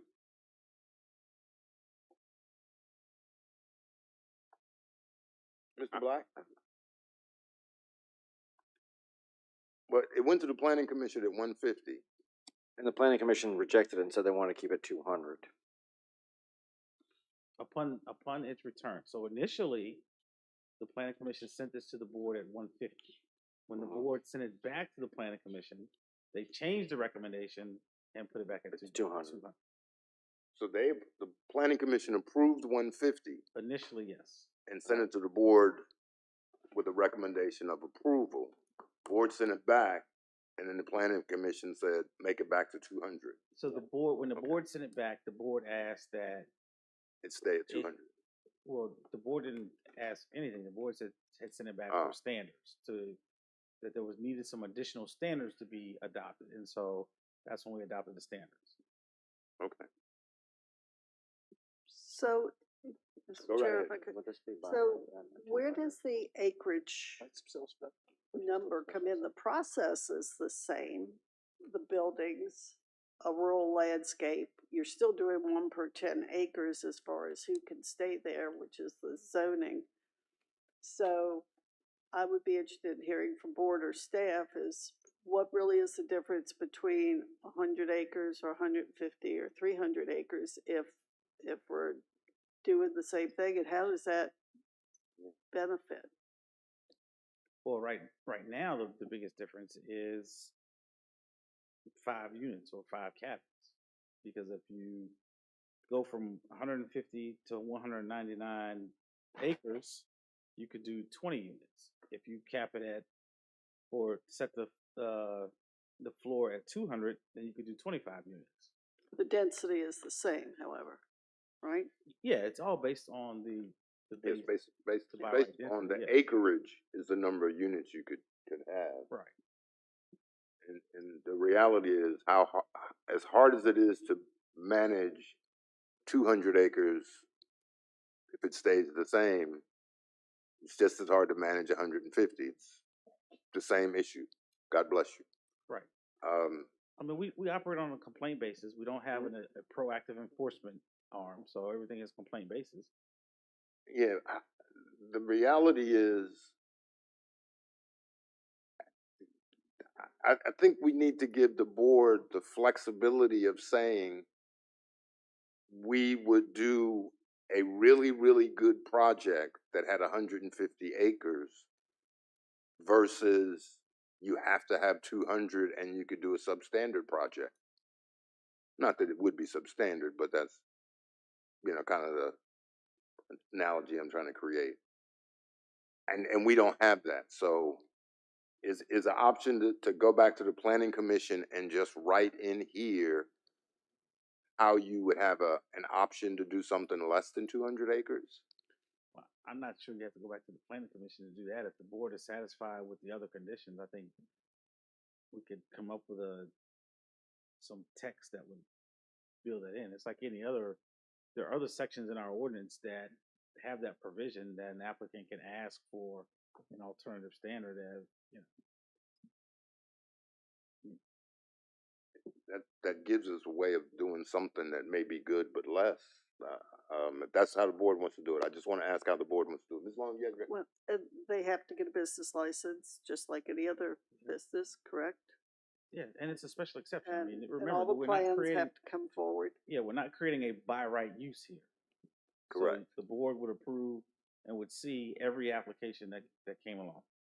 And by definition, well, all zoning issues are are evaluated on their own merits. But a special exception more so than anything else, because there are special exceptions we're making for that particular application. Right. But Special, here's the problem. Once you build those structures, Mhm. they become structures that everybody believes can be used by them, and they sell it to the next person. And you end up with this nonstop issue that we don't really want on 150, maybe not on 200 acres. The facilities you guys are talking about, Clay just said, was on 1,000 acres. So if they want to do a really good resort, it ought to be a large piece of land where there's room and it's spread out, not everybody building some sort of structure that enables somebody to just live there. The only thing I say to that, Mr. Seeley, is that's where we need the flexibility, because we have the say. So it's not that you can do anything that they developer, whoever wants to do. It's for us to ensure that that doesn't happen, because we have the standards and we have standards in place to make sure that just anything doesn't happen in that specific area. So it gives us some flexibility. I think we have to have flexibility, but we have to have a standard to go by. You know, just like the speed limit's 55, but police may give you a speed ticket at 60. It may give you a warning. At least we have a standard to set forth to take a look at, to say, do we want this to be more stringent, or is there a special reason that we need to be less stringent? So it gives us that flexibility, and that's what we're here for, to make those decisions. That's how I see it. That's exactly my perspective, and why I asked Mr. Hughes in the beginning if there was a great project at 150 acres, we can't do it. So, I mean, I'd like to have as much flexibility as possible to maybe say yes or no, depending upon the, value of that particular project. But is the acreage that much of a fixed number? I just don't know how, when you look up rural resorts, I mean, if you look up the ones, I think the silver one's 1,000 acres that we have in the county. The one that Clay had mentioned, we talked about 1,000 acres. You want to, I see a rural resort as something like they have horseback riding, something that has lots of space in. My concern, and I don't know the answer to this, maybe this, what prevents this from becoming a nightmare for us, like in other locations we have in the county that are a headache, where they say they're only supposed to live a certain number of days and they just live there year round? What's to prevent something like this from happening in one of these places? And I'm not saying it's going to, I'm just saying what is to prevent that from happening? Because we know we have certain places in this county that are supposed to be, we're only supposed to live there for half the year or whatever, and people don't, they live year round. So what stops that from happening? Mr. Black, my only response to that is we've got a standard in here that says you can't stay longer than 30 days. And, unfortunately, if someone is going to break the law, they're going to break the law. And there's not much we can do about that until we get a complaint. But planning manages that. So we do. And if we get that complaint, then we could go and revoke the special exception. But the point is if someone built one of these and no one ever complained and there were people living there and you couldn't see it and you didn't hear it and there was never any issues, we would never know. So the point I'm making is that when we got a complaint, we would investigate and make sure that they were in compliance. When we found that they were out of compliance, then we would revoke their special exception. Like we do in the one we have the headache with? I'm sorry? That's a different thing. That's a totally different issue. Not really, though. No, the headache's the same, the cause is different. I think we really can't do anything with. Well, one of the big differences there is the platting. Those individual lots. That's a difference in enforcement. Right. I think Mr. Hughes's point is correct as far as in the case of a rural resort, you would be focused on the owner of the property, the holder of the special exception permit, if they're allowing violations of their. So you're saying you're not dealing with a board? Is that what you're basically? And thousands of lot owners. Right. Okay. And in this case, what you just said, Mr. McKenzie, is a really key point. I think Mr. Hughes said it first.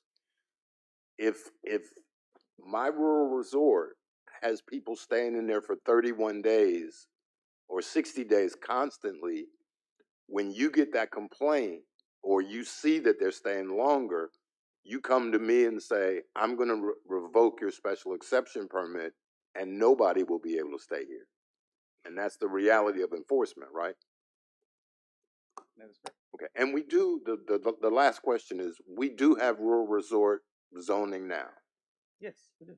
So I can build a rural resort now as long as I got 200 acres, and all the problems we're talking about would exist.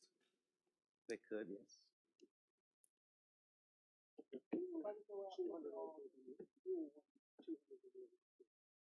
All right, what do we want to do? We're gonna take another 30 seconds and decide what to do. Other than that, we're gonna ask Mr. Hughes to delay this and think about it later. So what do we want to do? All right, Mr. Hughes, I think we're gonna delay and think about it. We'll talk amongst ourselves and figure out what to do. All right. Thank you, sir. Mr. Cully, it's time for informational calendar items. Thank you for being here, Mr. Schwartz. You have a good evening, you and your wife.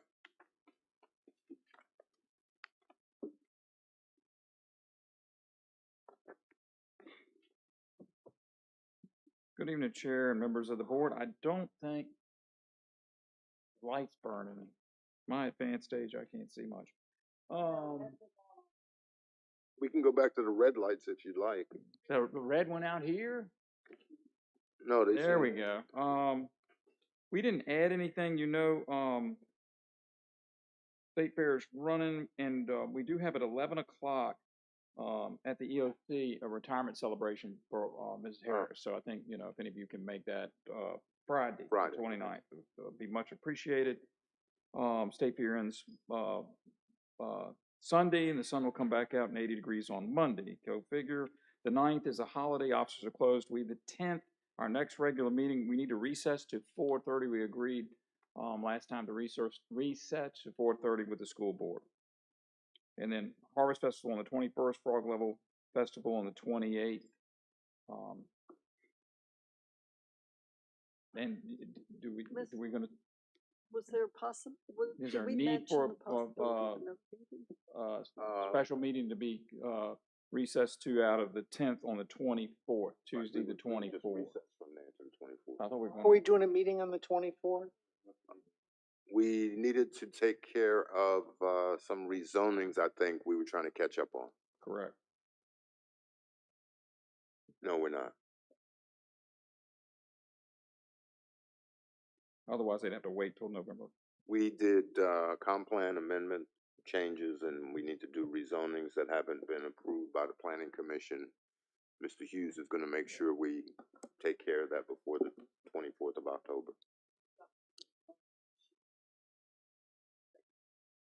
Right.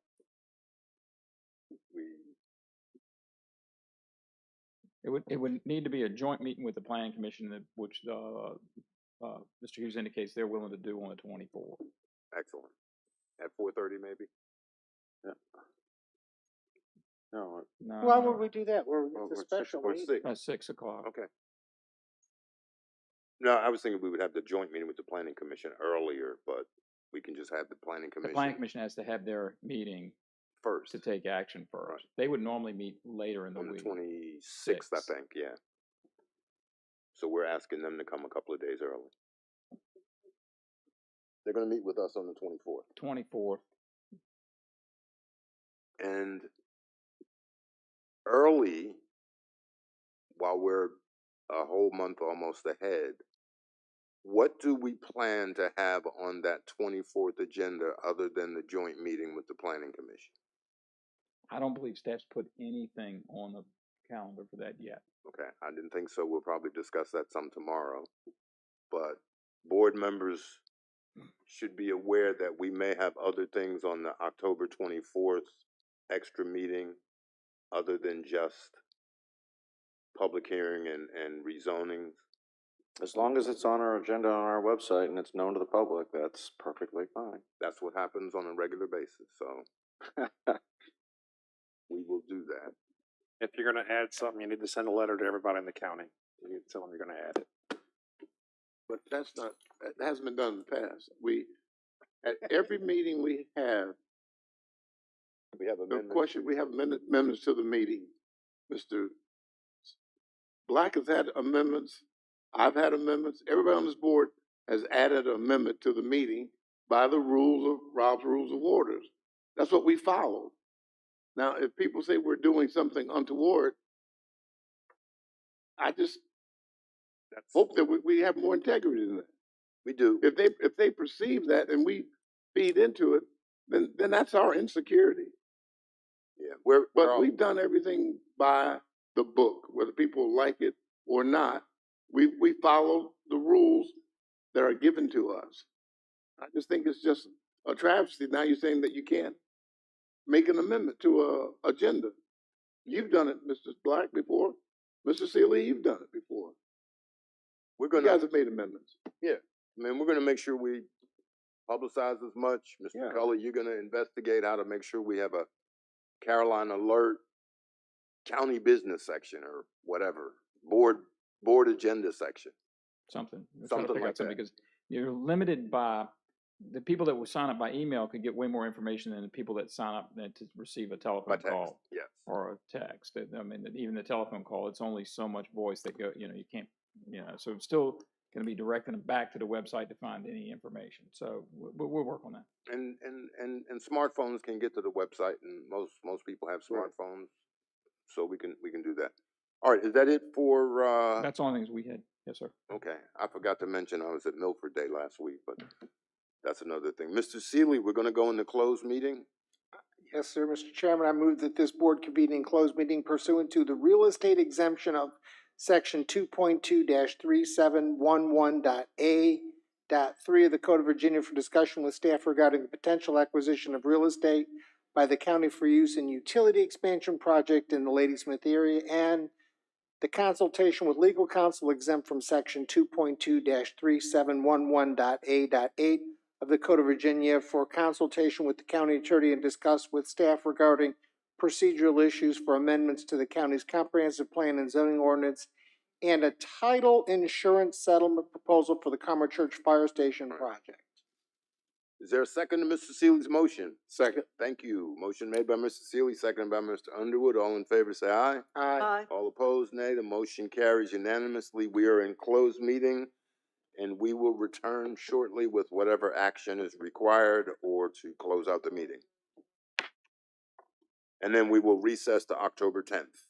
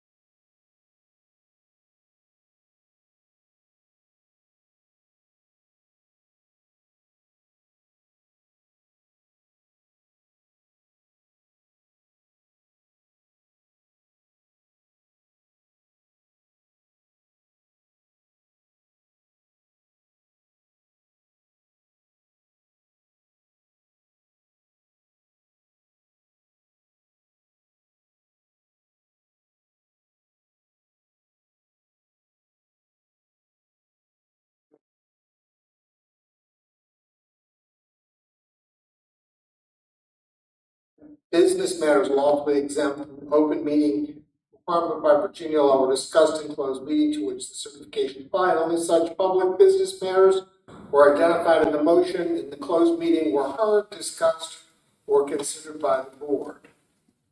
Is there a second to come out of closed meeting? Second. Motion made by Mr. Seeley, seconded by Mrs. Long.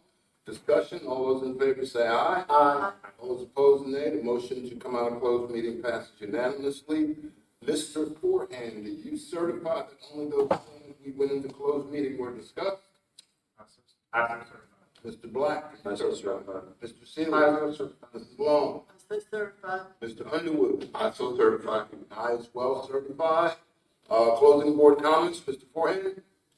I'll pass. I've said enough tonight. Mr. Black? No. Mr. Seeley? No. Ms. Long? No. Mr. Underwood? Yes, Mr. Chairman, I have a few. I've listened to public comment, tonight. The one thing that struck a nerve was the demolition of the Dawn School, which maybe 10 meetings, Mr. Cully, you attended the early ones. We've had, I don't know how many community meetings. It's just funny that people are now coming to say there's no communication. But yet they've not attended one community meeting. That was a month and a half ago. We had the meeting where 60 people didn't show up. I'm just amazed that now there's no communication. Every decision this board has made is being recorded and is open to the public. We haven't made any decisions behind closed doors. And for people to spread those kind of rumors and innuendos or meeting with developers, I've never, ever, in 13 years, met with any developer one-on-one. Never. So I told Mr. Cully, I told Mr. Wilson, I would never meet with the developer. That's, any discussion should be done in the public. So all of this foolishness now, all of a sudden, that there's no communication, there's no this, none of this.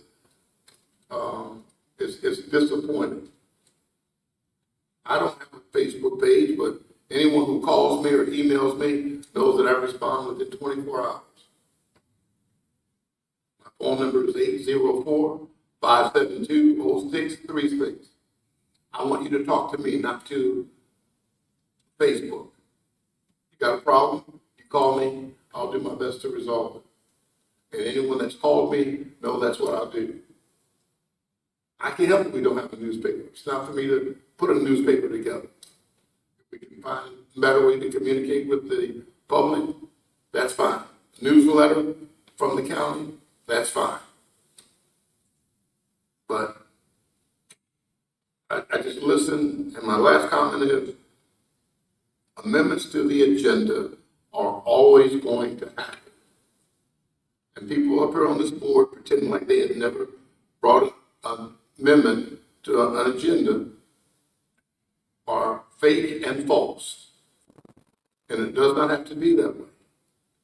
You have a set of rules to follow.